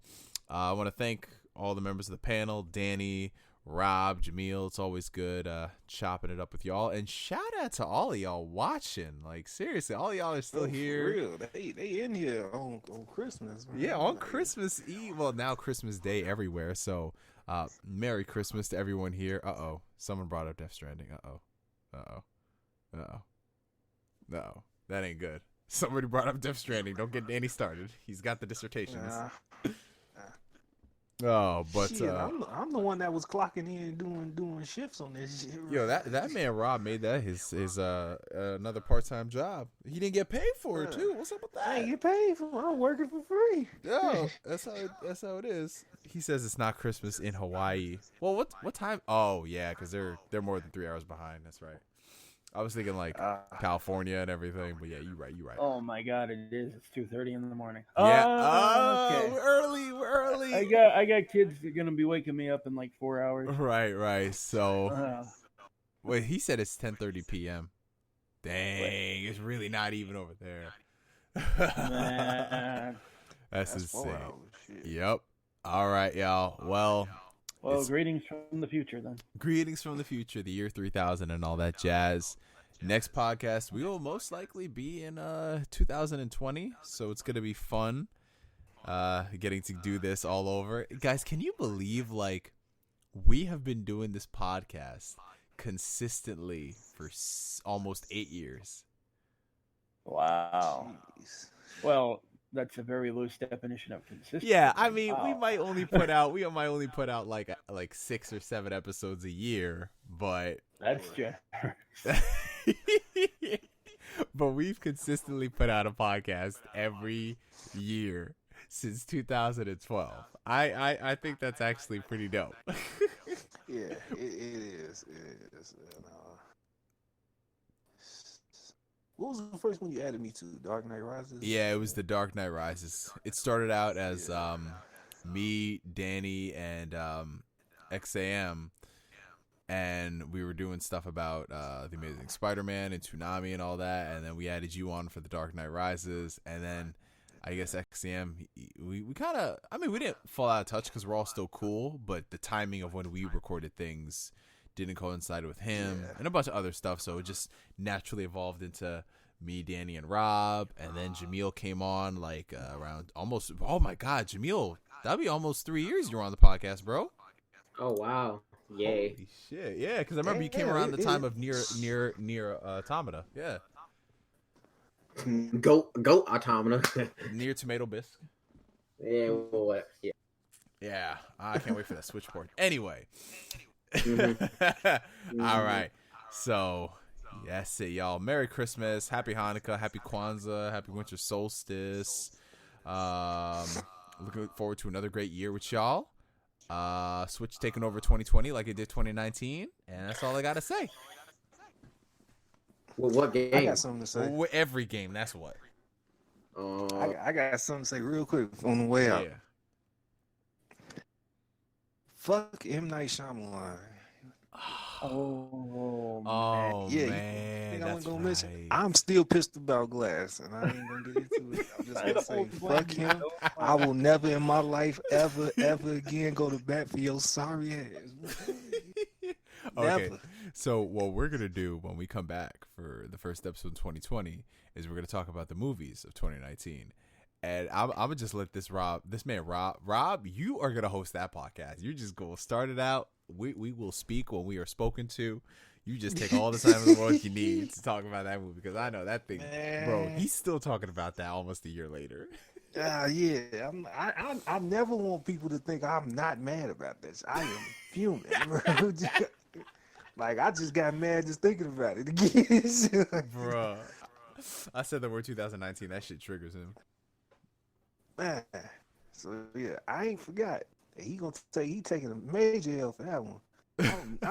I will never give his ass a compliment again. But I ain't about to do it. Just go ahead. yeah, we gotta hand out the wins and the L's. Oh, he definitely is. But all right, y'all. Peace. Merry Christmas. Merry guys. Christmas, everybody. Merry Christmas, happy holidays, everybody. Yo, they I said gotta go rap.